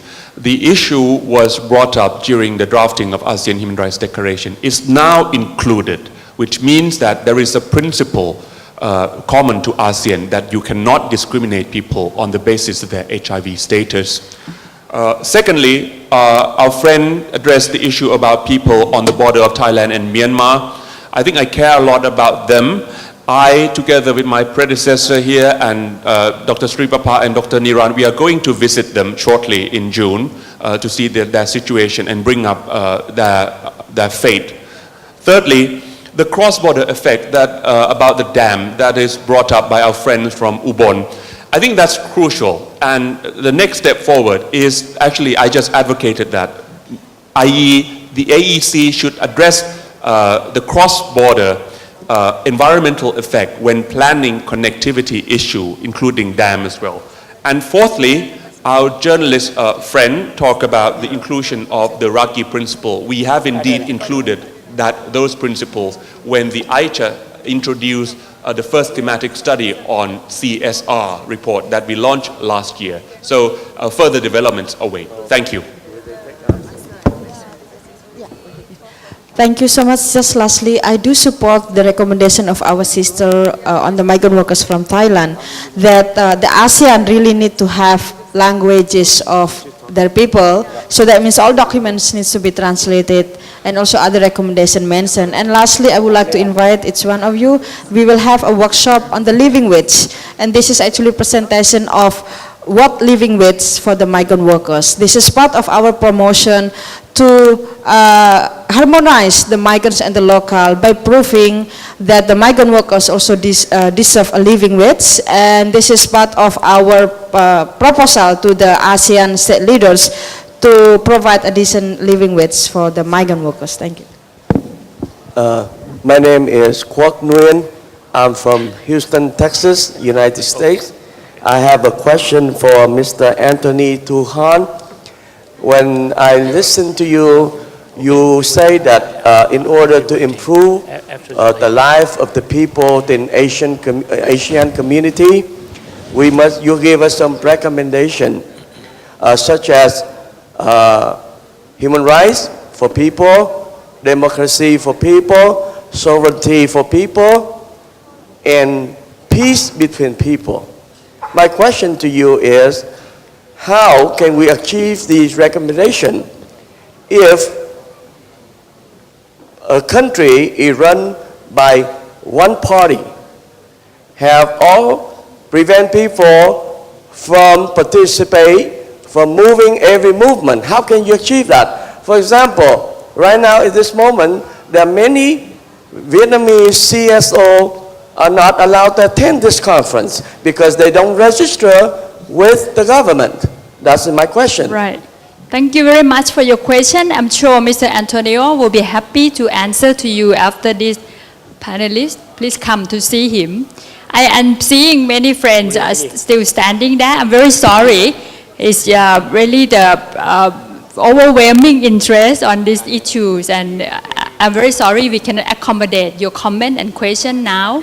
Please come to our speaker later. And I just would like to close this session by saying again thank you to our 4 speakers, Mr. Antonio, Chu Chan, Tansere, Dr. Munia Majid, Eri Lesteri Andayani, and Dr. Seri Nonchasut. Thank you very much for your contribution. Yeah. ขออนุญาตถามดร.เสรีนะ ครับ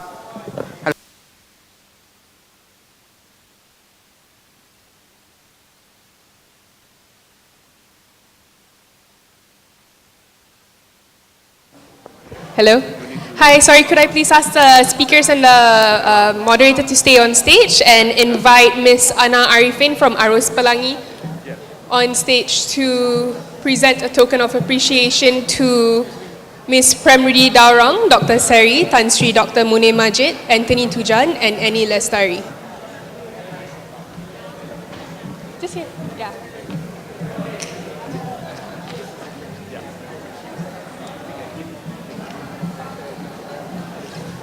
So you're from the Asia-Pacific Research Network? Yes. Yes, with my name card. I heard your colleague in Indonesia. Okay. So if please with my name card, okay? So we've looked at your website. Okay, thank you. Thank you.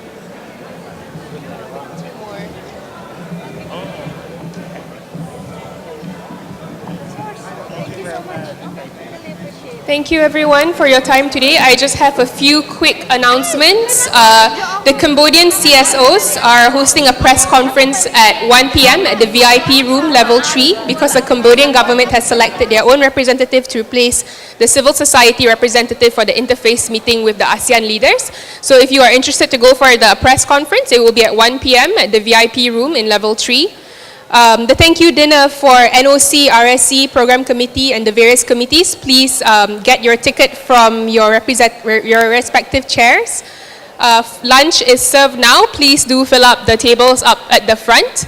And I want to draw your attention to the PowerPoint slides that will list down the lost and found items. Thank you very much, everyone, and have a good lunch.